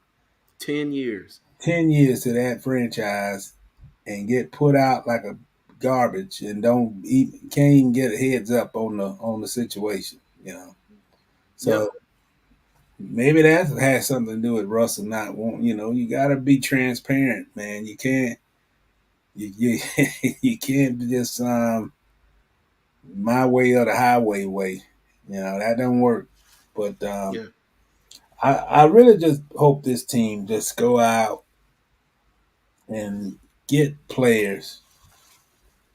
Utilize what this is, free agency. Upgrade the positions that you need to upgrade with better talent, and just be aggressive. You have you have to be aggressive. You can't be a 3-14 team with an opportunity to add talent, and you sitting with your hands talking about value. When I felt last year, man, the first like what's going to happen Monday, when I saw that the Patriots locked up both of the top rated tight ends last year. Mm-hmm. And these guys, after those two guys got locked in, the first signee that they had, the first guy that agreed to a contract was Manhurts. And I had to look in my book and say, who the hell? Man. Yeah, I didn't know who that was. I had never heard of him. I mean, they did get Shaquille Griffith the second day, I think, but still, I mean, there was no splash, no big names on a 1-15 team, and to me, that was the first mistake of that Urban Meyer era. It's just like, man, you can't go into this like, hey, we knocking on the door of the playoffs, and it's not important. Yeah, I need players that can play. Like, so let's just take the 2017 team and how that was built and the guys they brought in. Dude, you brought me Malik Jackson, Marcel Darius, Calais Campbell, AJ Boye, Tashawn Gibson, Barry Church. Dude, I absolute stud. I mean, we talking about some of them, a few of them studs. These guys were studs. And the guys who weren't studs before, like AJ Boye, wasn't considered a stud. He was considered a good player. He was a stud for the years he was here. And they haven't done anything like that since. And that's just on the defensive side of the ball. So you just showed me that you could draft and build a great defense, but you could also get pieces and put a good defense together. Yeah, look at the Rams. You can't wait on the draft, man. Not when you got teams averaging 30 points a game like Kansas City and Buffalo and places like that, man. You got to win now. You can't sit around and get whooped up for 2 years waiting on draft picks to pan out. You got to get proven talent to win. Yes. In Jacksonville, from what this been like for the last 40 seasons, the urgency should be now, not 3 years from now. The urgency should be now. Not so much winning a Super Bowl. The urgency should be we want to have a roster that when people come to the game to see our players. That's what it should be. Mm-hmm. Whether they lose, give a good show. Got players on this roster, make the fans feel that we're knocking on the door. We got a little more to go, but Yeah. we got talent on this team that you got to start building for Trevor. He's not gonna be here forever if this roster don't get this roster Rossi has to get don't better. start improving. It ain't no, it ain't like it's etched in stone that he's just gonna take it and stay here for the rest of his career. So he's got to start seeing progress. And Yes. these guys gotta, if you're gonna say aggressive, then make sure when the Rappaports and the Schefters start, like, well, who are they in contention with? And the Jaguar name gotta be there. He had a hard decision between the Jags and such and such and such and such. Yeah. And you'll win more of those battles than you lose. They got to get a tight end. I don't give if it's Zach Ertz, that's fine. But Mm-hmm. you got to get a proven tight end. You can't rely on Dan Arnold next year. No. Or James, or re-signing James O'Shaughnessy and all that. You got to get a guy who's been around the block. You got to get that Yeah. guy. You got to get a tight So end. so Uzama is a free agent. I did not know Yes, he that. is. And he'll be, to me, he'd be better than Zach Ertz, to be honest. Yeah, he's younger. Dude, he's But a he can go decent down. blocker, but He's a vertical threat. Ask, no. ask, ask the Jaguars in that game in October. Because he literally Yes. beat them by himself. Yes. So it yeah. He can And play then the if you want yep. And if you need speed, which that's all they preached in the beginning of their tenure was speed, speed, speed. Marquez Valdez Scantling is out there. mm-hmm. And dude, if you watch the Packers and you see a guy catch, all I seen him catch was bombs. Yep. Mark, yeah, because he has the speed. So whether it's Christian Kirk or Marquez Valdez Scantling, you could probably get Valdez Scantling at a cheaper price than Kirk, because Mm-hmm. Kirk, I'm pretty sure he wants to try to be a number one guy, and he wants a chance to try to be that. I mean, he could come here, but he's probably going to try to command more money than a Marquez Valdez Scantling, for sure. But Valdez, I think you can bring him in here and fit him under that cap easily, and you get speed. Like I say, you need that. You get a veteran with speed, then you draft. I think they should draft 2 wide receivers, man. It's Yeah. one of the deepest classes in a long time with speed. Get two Yep. receivers. Get either one of those guys as in free agency, and you lock. I think they're gonna lose DJ. I mean, I think they're gonna make an offer if they haven't already. I just don't think they're going to be in a bidding war to obtain DJ. And I think DJ, if he goes unsigned by Monday, Mm-hmm. the likelihood of him returning is not good. I think, to be honest, I think he could draw more money on the open market than what the Jaguars are willing to pay him, which is fine. I mean, Yeah. he's if you look what happened, I mean, it's just it might be time for both parties to just separate. Yeah. I think they can go in free agency, and if it's Christian Kirk or whoever, I think they can go get a better receiver than DJ in free agency. Yeah. Yeah. And, And then this draft is so we talked about it on the phone. This draft is so receiver rich. I mean, you got both the two top wide receivers from Ohio State and Alabama. yeah, You could get a combination of those two, or get both those guys, possibly. Especially if you're talking about the Alabama receivers, because they're coming off injuries. So a guy like Pickens is out there. What's the wide receiver from USC? Shoot, he oh he yeah, ran a good time as well. yeah, London. He's Yeah, coming off an injury. London. Yeah, Yep. he coming off injury too. So I mean, it's so receiver rich. So it's going to be interesting to see what they do with this number one pick now that you franchise tag Cam Robinson. I mean, so you presumably are not going to take any of the tackles at the top. So what are you going to do with this pick? Who are you going to take at one? I sincerely hope that they're not going to take one of those defensive ends. Don't. Please don't. Yeah, Please don't. will be another Hey, and face up. Thibodeau already said Thibodeau been already been joking talking about he said, well, just call me Jadeveon Clowney 2.0. Yeah, yeah, yeah. He said that at the combine. Yeah. I actually would pick him before I pick Aiden Hutchinson. I'm sold on that.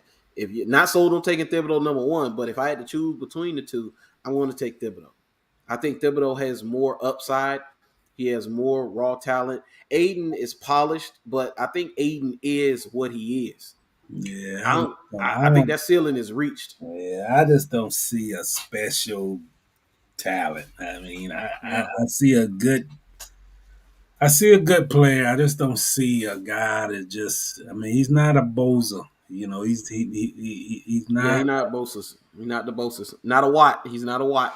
Yeah, not a Watt, not a Boza, not a guy that just dominate. I mean, you can just take over the game.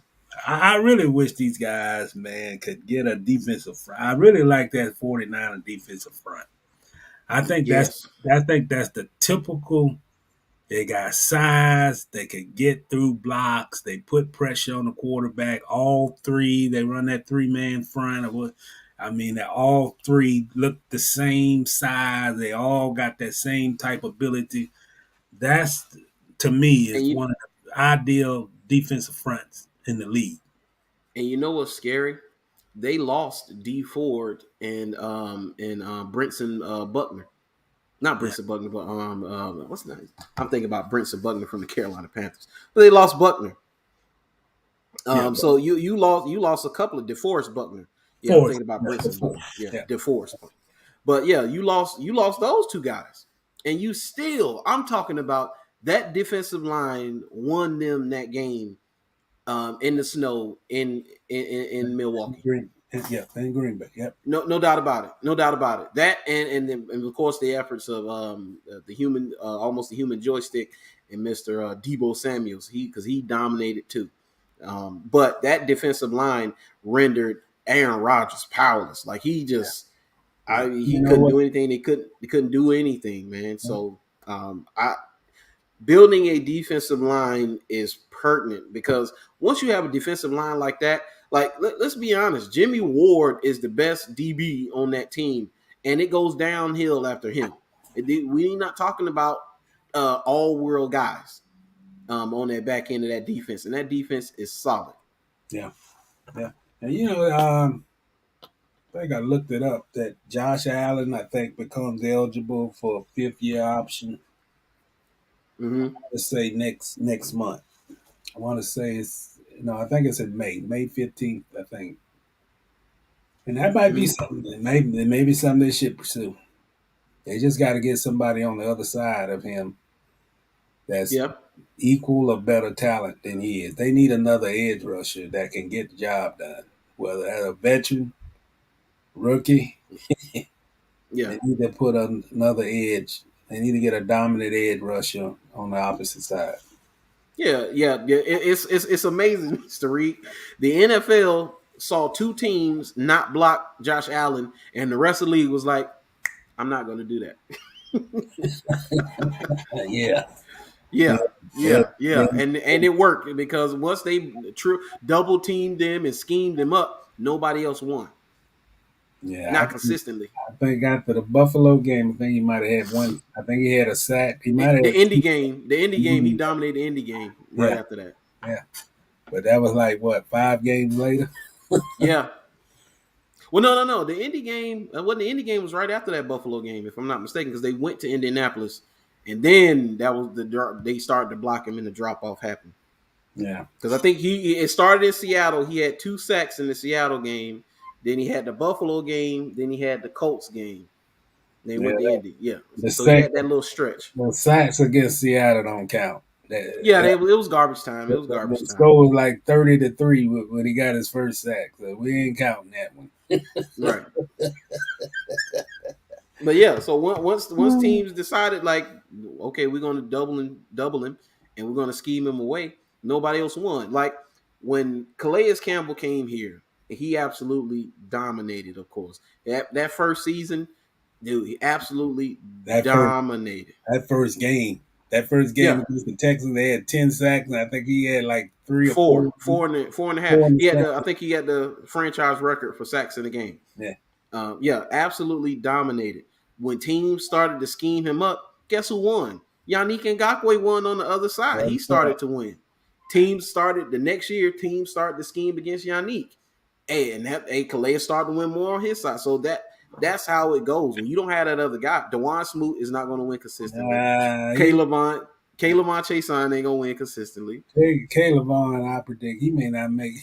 He might be tradable. I don't know if they can cut him, but I don't think that's going to work out with this new defensive coordinator. Yeah, This new defensive coordinator want guys who don't make mistakes, get after the quarterback, get it drop in coverage, don't need to be told 5 times the same thing. And I don't know. I just think they're gonna run out of patience with Caleb on. I think he's got a show. He's got a show starting in the spring in training camp. And if he doesn't show it, they yeah, might trade him or cut him.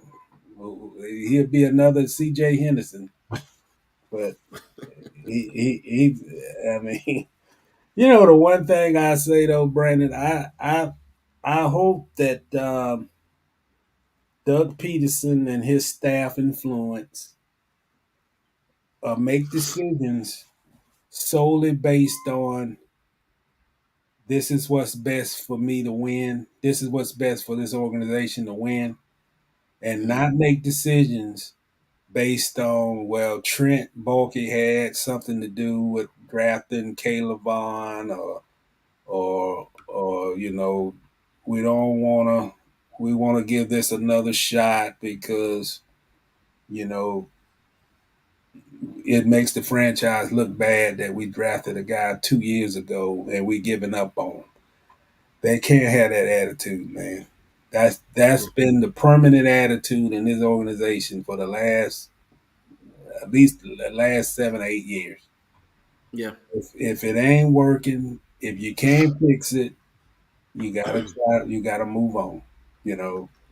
If they bring back Tavon, if they bring back Tatum. Taven Bryan, I I I think I, I think You wasting a roster spot. I think that would be like, man, these guys have done nothing to change the philosophy. They have the only thing changed is the names. So Yeah. hopefully they're not going to do that. But you got to make you have to make tough decisions. You got to make a tough decision at that right tackle spot. You can't go on. You can't continue to go on and say, yeah, well, Jawan Taylor, he's played every snap since he was drafted, second round pick from Florida, and you don't address that situation. The only thing that can make him a better player, he's got to have better competition. He's got to be that player to look behind his shoulder. If you walk a little to that right tackle spot and put that type of competition on him, he'll become a better player, whether it's this year, next year, or another team. That would make him a better player. You put competition at Cam Robinson. I don't know who it may be. Even if you Mm-hmm. draft somebody, but the way you win in this league, you got to have competition. You got to have a guy sitting behind him that if Cam get hurt, then you don't have a major drop off. I think they need two solid left tackles on this team. Yeah. Yeah.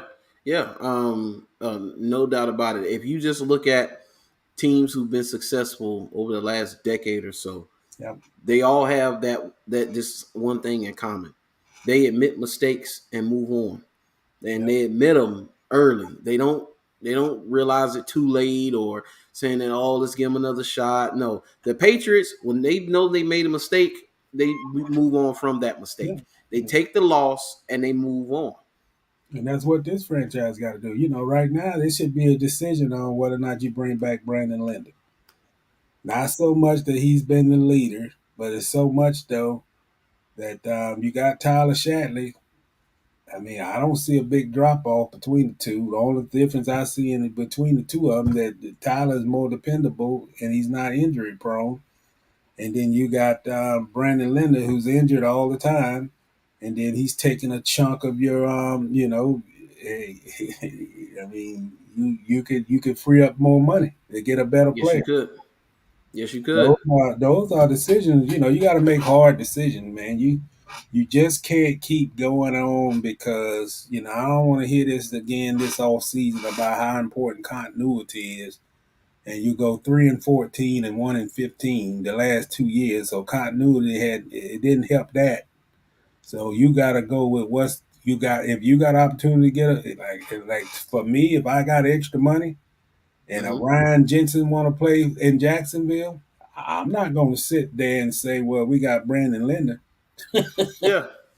Yeah, I mean, if it was Balky, Doug Peterson, whoever, the message should be put out there that all pieces are movable except for Trevor. Yeah, and it should be that way because look at the Yeah, record. The record is 4-29. You yeah, know, if every position should be looked at that if we can make it better, then we're gonna make it better. yeah. If Damian Wilson is a good linebacker, but he's not a good guy in pass coverage. So if I Hmm. can get a Wagner or somebody that can do both, can't drop back in coverage and get me some force some takeaways, then I'm Hmm. going to do that. Then just keep the same guy because hey, he stabilized us because he played here last year. You know, I think they said at cornerback as far as the starters, but I want to see backups. I don't, I don't Yeah, want. I I need don't. a nickel defender in here because Yeah, what we got now, yeah, Nevin Lawson, Clay Brooks, Herndon, no, yeah. go get Gotta you work. another corner. Get Uh, another safety. Get Bring another safety. competition. Yeah. Don't have Andrew Wingard or whatever the hell his name. Yeah. Just let's don't settle. Get players that can be impactful, whether they start out starting or not. 18-game season, you got to start thinking about that also.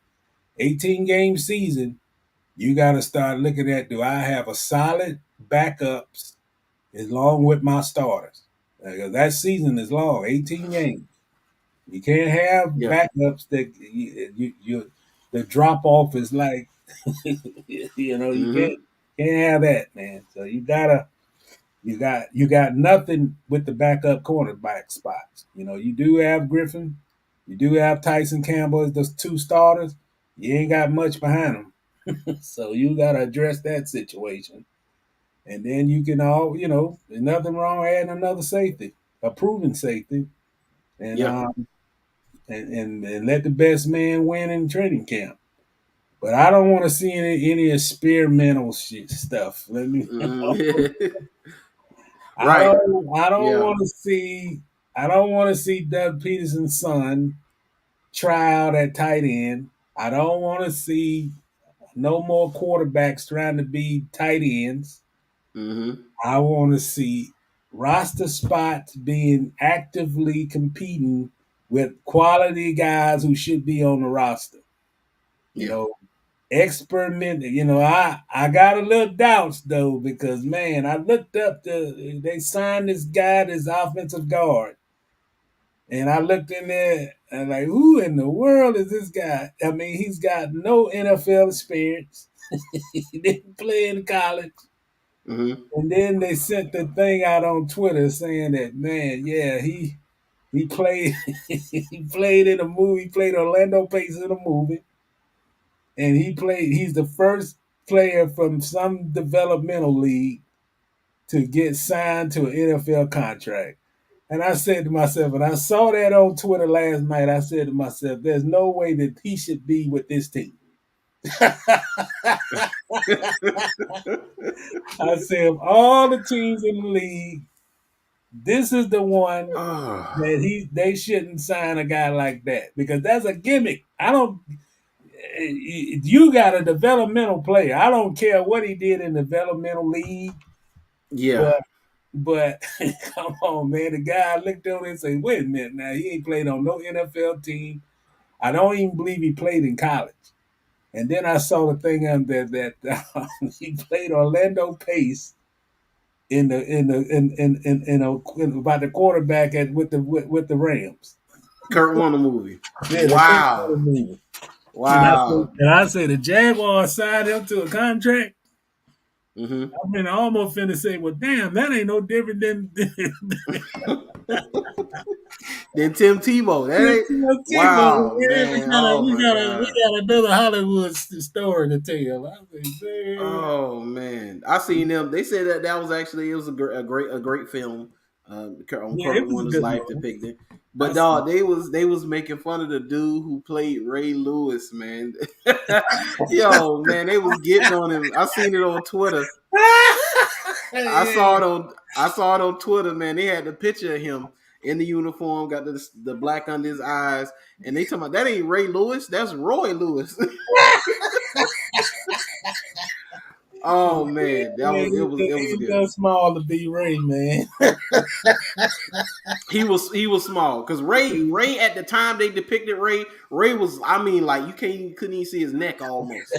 Ray was huge, and that dude looked like Ghost from Power, man. Yeah, you should have saw the one for the running back. What my man number 28? Oh, Marshall Faulk. Yeah. Oh, I gotta see that one. I ain't seen him. It was a good movie though, man. I tell you, I didn't know Kurt Warner went through all that, man. Yeah. The story of perseverance. I mean, to be 28 years old, I'm pretty sure. I mean, he believed in himself, but most people, it's 20, 28, NFL dreams. I mean, yeah, it's bleak. I know it's bleak. I'm sure, even him getting certain opportunities surprised him because to be that late in the game, even though he was a great player still, to get that opportunity, that right there drives home the point of you could put all the work in, you could be the best of the best, you still need a little bit of luck. You do. Because if Trent Green doesn't get hurt, dude, he's a journeyman backup probably. And at the time, the offensive coordinator for the Rams, he could not, he had this complex that, man, there's no way in the world that a guy from the Arena Football League should be on this roster. Yeah. And it just took a veteran head coach to convince him that I'm not gonna give up on this kid, man. But the best scene of that story is when Kurt Warner was playing college ball at like Northern Iowa. That's where he went to school. Northern Iowa. Yep. Yep. And he would always run like when a guy like they had a bad offensive line, so when he got pressure in the middle, he would have to he couldn't stay in the pocket. So the coach didn't start him. He said, man, if you're gonna be my quarterback, you gotta listen to what I say. Because every time when he got pressured up the middle, Kurt would run this way, run this way. He would throw it downfield, but he could not. He didn't have no pocket presence at all. And when the coach from Northern, when Northern Iowa coach benched him, man, it's like, what do I gotta do? What do I have to do to get back on the field? And then, man, it was just they showed the scene at practice, man, where literally they had a drill where literally he had to get tackled. Like he had to stay in the pocket, and the guy came in on the middle blitz and just knocked his butt. Yeah, you got to stare down the barrel, man. You got to stare down the gun and take those hits and deliver the ball from the pocket. Yeah, and dude, and it served him well because he became one of the best pocket passers that we've seen. Yeah, he had to get the ball out of his hand quick. He learned that in the Arena Football League too. But they said, man, the first coach said, what is he doing? He does nothing that I tell him to do. so you're not gonna play. And he's like, well, why, coach? So you don't do nothing I ask. Right. But Right. man, that's just crazy. Here's a guy, and he's a Hall of Famer. That's what I say, man. Fate is so. I think that's what's so appreciative about life, man. You can't predict where you're gonna be at, Yeah. where you're gonna be in 5 years, and all that, man. 'Cause Yeah. that's gonna say you'll never play for me. You don't listen to what I tell you. And it's Yep. like he went from a guy who couldn't start at Northern Iowa to a Hall of Famer. That's a hell of a story, man. Yeah. Oh yeah. I mean, and it's a cautionary tale also that ties into Deshaun Watson is Yeah, that you don't know as a young man what you're going to become. You yeah, know, yeah. so you gotta do your best to stop from making permanent decisions that could possibly wreck your life. Things that could come back to bite you. You can't become what you want to become once you get there. Like Oh, you want to be an NFL football player, you can't just become an NFL football player once you get to the league. You need to be that before you get there. oh yeah. And you just got. I think it's too many distractions, man. For the young cats in the league, man. I think you have to focus on your craft. You got to Yeah, put that time because it's a short window. Go ask the guys who, man, it went by so fast that man, I ain't appreciate it till it was over. yeah, You have to be conscious of that, man, because that thing go by quick, man. 5, 6 year career, snap of the finger is over, and then you be around there reflecting, boy, I didn't appreciate it enough, or I could have did this more. Even the Deion Sanders and guys like that have regrets. If I would have yeah. did this more and did this better, focus on this, and probably would have won a few more Super Bowls or something, man. You gotta, Mike Vick talks about that. How if he had to do what he was supposed to do in Atlanta, yep, they could have won a championship in Atlanta. yep, He believes that because he didn't do the work. He said those practice tapes piled up on the back seat of his BMW. Like yep, that's what happened. He didn't do the work. yep. I seen it. I don't know if it was a documentary, but they were talking about the USC versus Texas national championship game. Mm-hmm. One of the best games I've ever seen in my entire life. It's on YouTube. If you've never seen that game, go look at that game. I'm pretty sure a lot of people have seen that game. But one of the best games I've ever seen.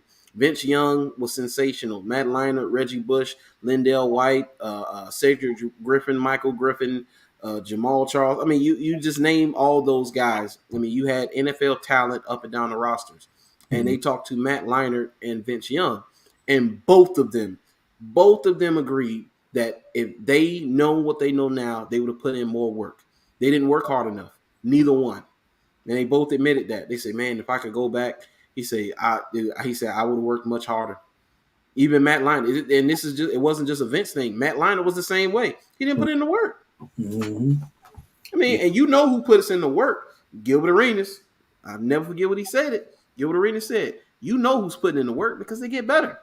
Yeah. Oh yeah. Especially in that game. I say that about Anthony Davis. I don't know where Anthony Davis is today, but when he was in New Orleans, he got better every year. Every facet of his game he worked on that summer, and he'll utilize what he worked on in the summer, and it'd be totally different play. Yeah, He just ain't got it up here. he just yeah. he too It's much, that dog, man. That yeah, dog. He needs he need, he he need, too he needs some pit nice or bull. something, man. He He just got needs too some much. Rottweiler. Yeah, he got too much respect for LeBron. Like he think he play his game, he gonna upstage him or something. But Yeah, yeah. Hey, put some gunpowder in his eggs or something. Maybe that'll get him a little more get a little more attitude or something, man. But yeah, I mean, we talk about a guy who was a defender and a rebounder, and dude, I mean, he's one of the better offensive big men in the game, man, hands down. I'll tell you what, man, these guys. Maybe you have to go and talk to some of the older guys, man. Have you ever watched it? I don't know what made me watch it. I watched Charles Barkley interview Dr. J. And Hmm. Charles asked Dr. J is like, when you first got to fit, like what's the worst thing that ever happened to you when you first went to Philadelphia? And he said that management told him that you can't do what you did when you played in the ABA with the Nets because we got George McGinnis, we got two other 21-point scorers. Mm-hmm. And we don't need you to be a 30 point scorer. We just need you to blend in. And Dr. J looked around and they're doing the interview said, man, I've never been told that before. Right. he said that in order to score 28 points a game, you gotta get 16 shots. So he did it like this here. The less shots, the more baskets he had to make. So he wouldn't score 30. And I said to myself, man, I would have never known that. I would have never known that, okay, you don't want him to be a star. So outshine George McGinnis. Wow. And so Dr. J said, well, I ain't complaining. We went to the finals, even though they lost to Portland. They lost to Portland his first year there with Philly in the NBA finals, and he just said he went through with it, but he still was hitting his average, which is like 24 points or something a game.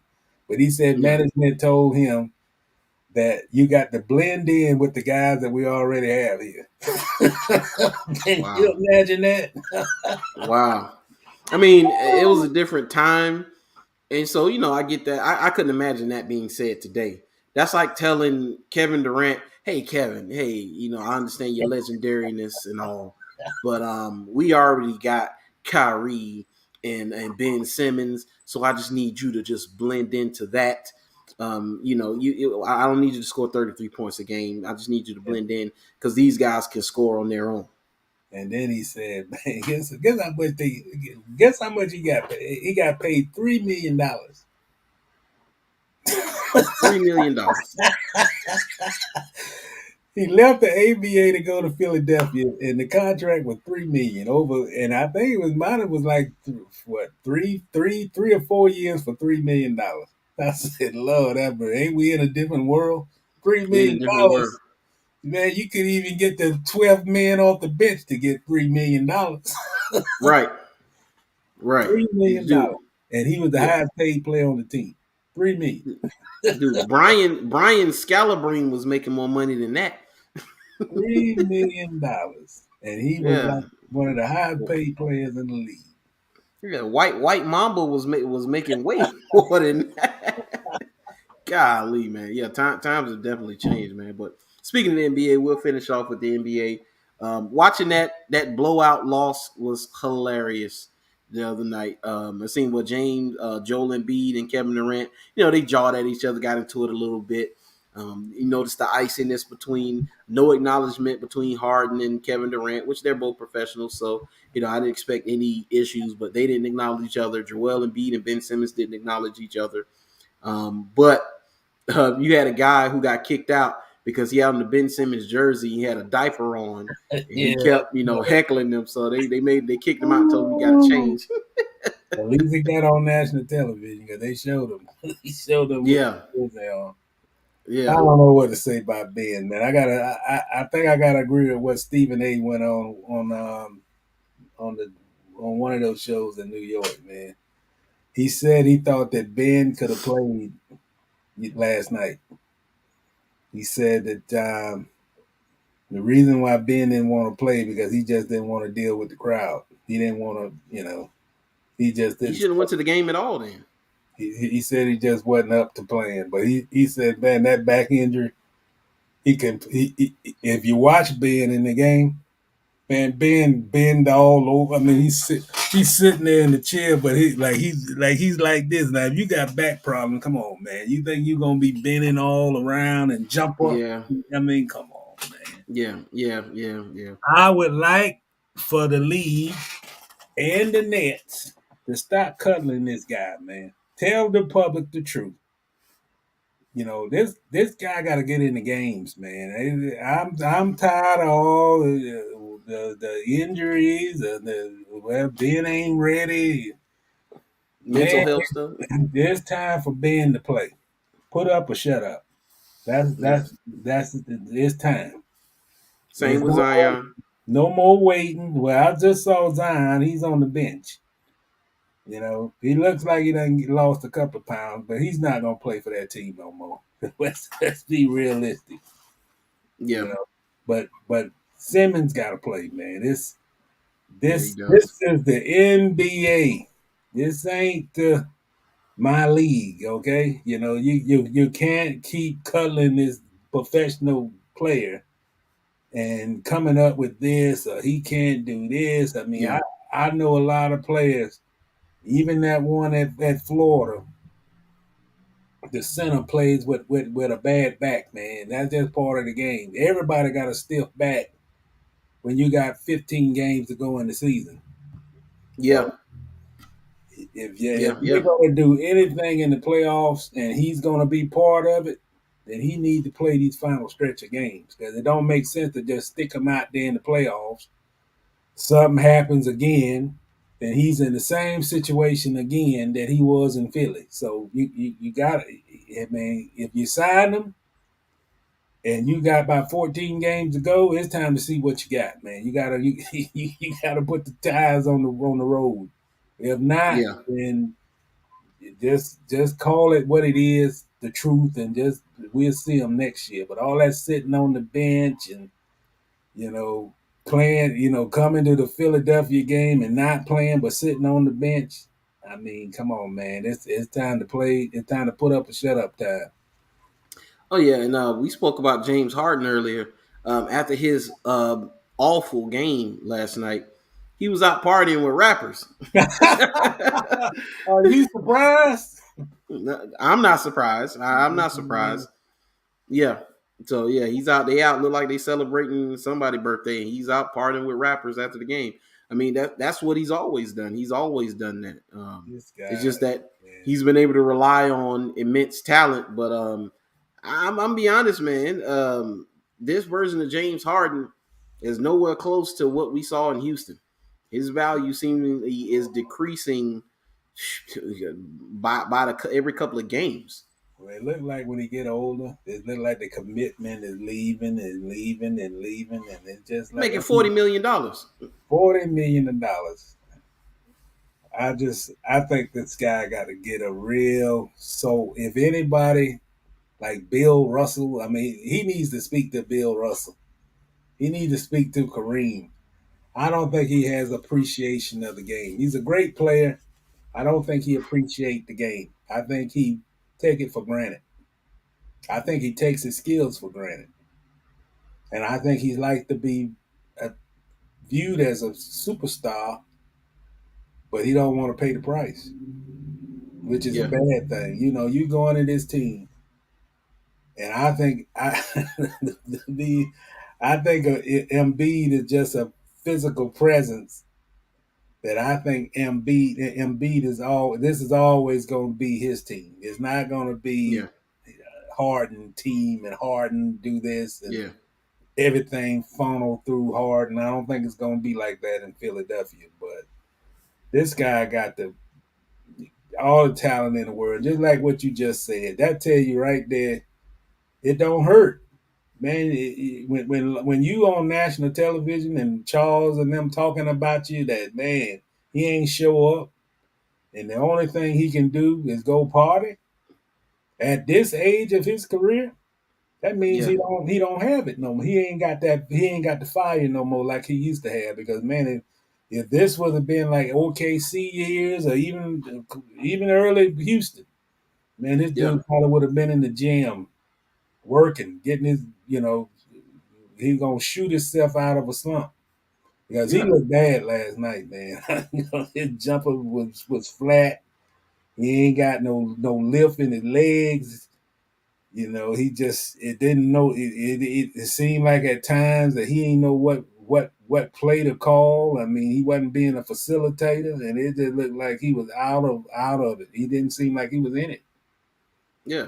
I mean, yeah, you're not going to see LeBron James, Kobe Bryant, Michael Jordan, any of those guys, especially after a game like that. just the optics. I mean, we all know, okay, guys are into different things, whatever. That doesn't mean they were just complete saints and they went to Bible study and shot some got some practice shots up after every game. Of course, guys did what they wanted to do, but a lot of them understood like something like that. I can't be seen after a game like that. Like Oh, after getting blown out by the Rockets, like the Lakers have gotten beat down by the Rockets, which is hilarious yeah. that they losing to the Rockets. But you're not going to see LeBron out partying with Drake after losing to the Rockets, man. Like no, you're not going to see this. So that lets you know, hey, he feel like, hey, this is my life. I'm gonna do what I want to do, how I want to do it, whatever. And it's one game, and I understand it's one game, and the playoffs are coming, and he'll be ready for the playoffs. But I tell you one thing: if he does not perform in the playoffs, Philly buyer's remorse sets in like that. Well, it should. I mean, this guy. I mean, I'll be honest. How many more chances is he gonna get? It started well in Brooklyn. He did. The question was whether or not that they could all share the basketball, and then they do that. But back of everybody's mind was saying, ain't no way in the world this gonna work out. It's gonna be a problem between him and Kyrie, or Yep. Durant is, he's kind of not like the guy that's gonna get upset about not getting the ball enough. But even then, in the back of everybody's mind, it was like they don't think this is gonna work, and the reason they didn't think it would work was because of him. He takes control of the ball, and Yep. I don't think it's gonna work in Philly. I think Doc is a coach that's not gonna sit by and let this guy just completely control that team. You know, Doc is a guy. He can be diplomatic on TV, but when things don't go right, he'll get on you, and Yeah. he'll get on him. And then you'll have a guy sitting on the bench soaking because he done showed that side of himself before. When a coach get on him or something, he soaks. And then Mm-hmm. he becomes a malcontent, and it rubs off on other players. I mean, he's just a bad dude, man. I don't want to trash the guy on this podcast, but man, you know, I just don't think that he's a good guy. I don't think he's got any respect for teammates, team concept. I think it's all about James Harden and what's best for James, and not necessarily what's best for the team. And Yeah. he's got to get out of that. If it don't if it don't hurt you, now I say this: if it don't hurt you, when those guys go on TNT, you can say what you want, but every basketball player in the NBA know what Charles and them are saying. And when those guys go on national television and telling everybody who's listening that this guy is man, he don't show up for big games, and you don't think that's not going to stick what they're saying, which is true, Yeah. then man, you got to do something about it. And if he's a guy that doesn't do anything about it, then he's at the tail end of his career. If it don't matter, if it's just going through the motion, because that's what it looked like to me last night. He was just going through the motion. If you Yeah. got a $40 million a year contract guy, and this is what those guys said, it's one thing you can score 26 points against Charlotte, and ain't nobody watching it. But if you not coming up and striking dimes and you on national television and you just playing, that was a big game, and he ain't show up. That game was talked about for last week, the matchup between Brooklyn and Philly. Yep. And we know what it was about. This guy just left this team, the other one just left, and Ben wasn't playing. But man, you got to you got to show your value, man. You got to show why did they make this trade and who you are as a player, and he ain't show up. And it ain't just gonna snap by the finger once the playoffs start, and everything gonna click into motion. It don't work like that, man. Yep. He got traded mid-season. He ain't been with this team the whole year, and then they expected him to be the James Harden. If not, Doc is not gonna have this guy putting up 26 shots and he ain't making none of them, or just the ball got to go flow through him. He'd be the facilitator and taking shots. That's not gonna happen in Doc offense. So if he can't get the ball in down low to MB, he may not be on the floor. Yeah. He's a great player, but he's not a winning player. Yeah, He's he's not. self-centered player. Yeah. Yeah. And even I mean, this is a criticism that some of the greats have faced. Kobe faced this criticism. Jordan faced this criticism, and it wasn't until they changed their games that they took it to another level. You Mm-hmm. know, Jordan didn't have trust for Chicago organization, and it was well warranted the distrust that he had for them. The same with Kobe Bryant. He did not trust the Lakers organization, and it was warranted. James Harden has no excuse. No, he has no excuse. I mean, I just hate that a guy that's got as much talent he's has that he don't care enough about the talent that he has to enhance it, to make it better, to fit, to be that missing piece that this team needs. You know, he's going to be one of these guys that never win a championship, and it's going to be more because of his attitude than his talent. Yep. You know, I mean, it ain't. You know, you can't put those excuses no more. You done been at OKC. You done been in Houston. You done been in Brooklyn. You done been in Philly. And he probably gonna go somewhere else after after Philly if it don't work out. But man, you know, you can't have a guy who can be a guy who can drive no matter what, can take an angle to the basket, get to the basket, can take an outside shot. He's got all the tools, man. He's one of the best ball handlers in the league. He's one of the best shooters in the league. And if you give him a step, he can beat you to the basket. But what does it matter if he's selfish, if he's a problem in the locker room, if he can't get along with anybody, and then he goes sulking, and then he points fingers. I mean, he can have all the talent in the world, but if it's a detriment if you can't blend what you have and make the other players around you better. You don't even have to make the players around him better. He just got to fit in because the way Embiid is playing, like, man, I'm not give a he don't care about no James Harden coming. It's not. It's based on what I saw in that game last night. He ain't changing his game for anybody, and he should. No. No. He's the guy. Yeah, he's the guy. Give me the ball, and I'm taking it to the basket. I'm not looking. You know, if you ain't open, I'm not kicking it out to you if I can take this guy to the basket. And Yeah. his shooting rate hadn't been lowered. Everything that he did before James Harden showed up, he's still doing it, and he should because that's the best. He's the number one option. Now watch by the time playoff time come around, that this guy gonna make that he gonna make that an issue. Watch what I say. Yeah. Yeah. I Yeah. mean, And it no, no, I was gonna say, and I wonder though, him going through what he's going through, even though he is an older player, you know, and mhm. we'll finish up with this. Even though he's an older player, you know, it makes me wonder, him not being in shape, not training like he should have towards his end of his tenure in Houston has led to the injuries that he's had over the No, last year and no, a half. no, no, no question. But that's when you got to be the veteran.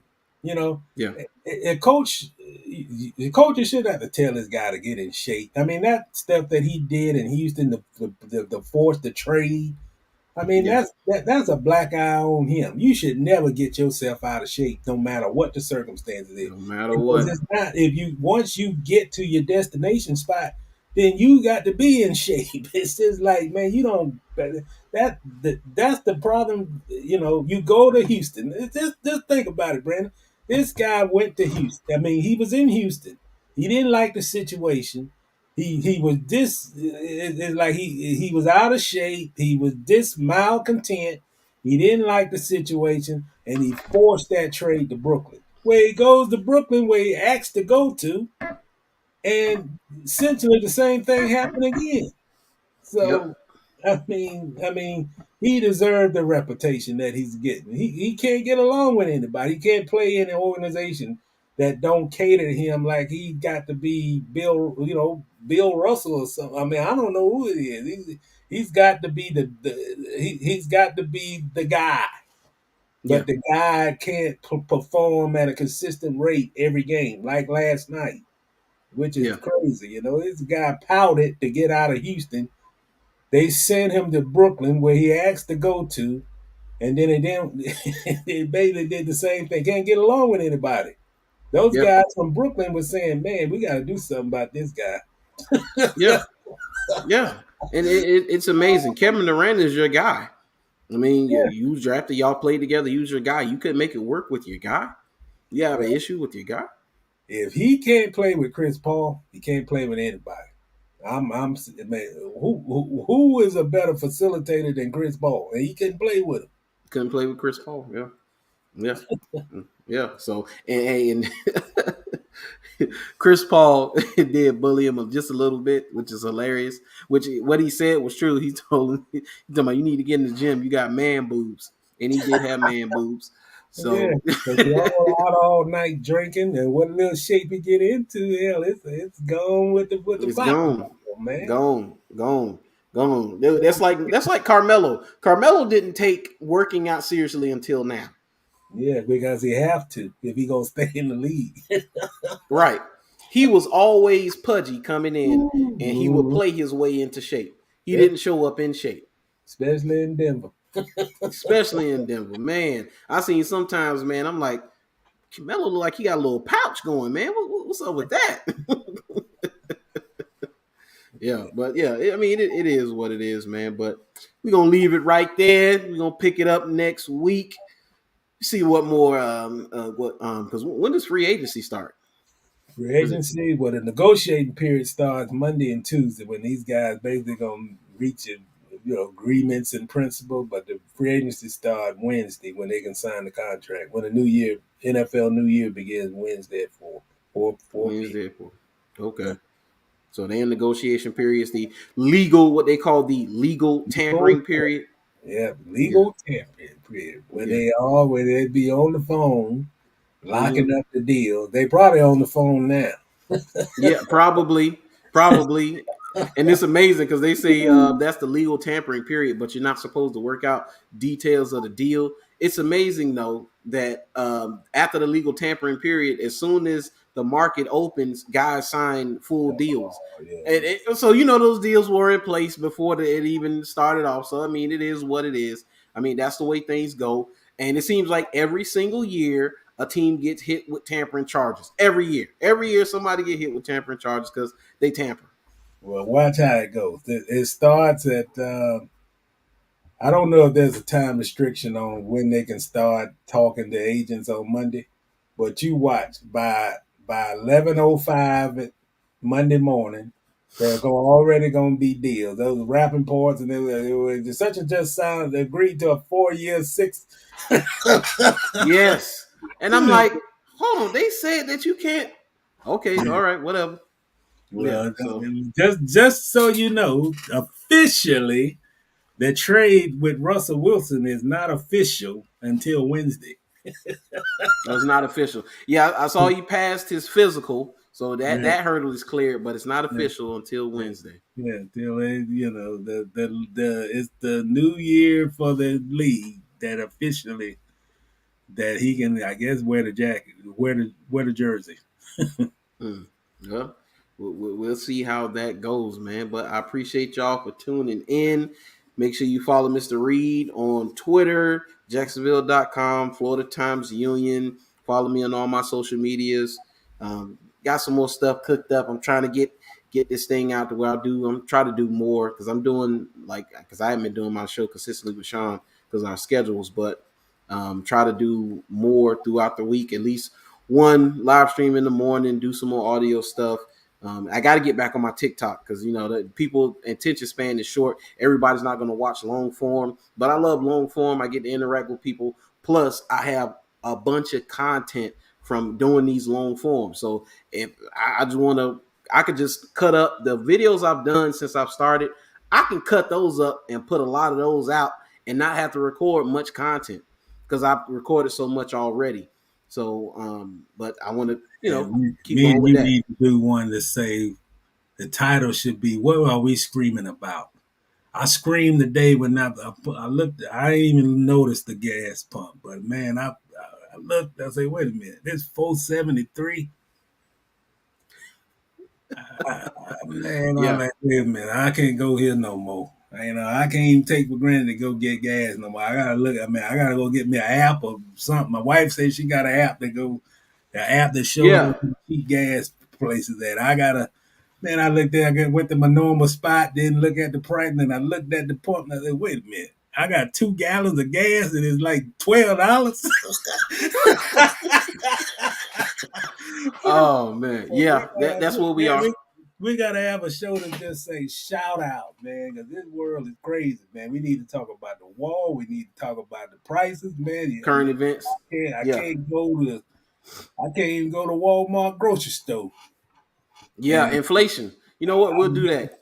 I was looking for some Inflation. wings. The wings are $20 a pack. I went to Publix 2 days ago, 3 days ago, and the last time I ain't ate Publix chicken wings in about a month. So they went from $13.49 and now they $16.99. I say that's it. Yes. We ain't. Yes. Hey, I go It used to be $9. I remember when they were $9 for 20 wings. I $9. remember that. 20 wings. I say, wait a minute. It went from $13.49, which I thought was high, and now they 16. Hell, it'll be $20 by next week. Yes, it will. That's Yes, it that's will. it for me, man. No more, Yeah. no more hot and spices with them prices. Oh, for sure. So we'll definitely do one on that right there, man. But I shout out to all my listeners, my audio listeners. Shout out to them. I appreciate y'all, man. But we gonna get up out of here, y'all, man. Until next time, we are out of here.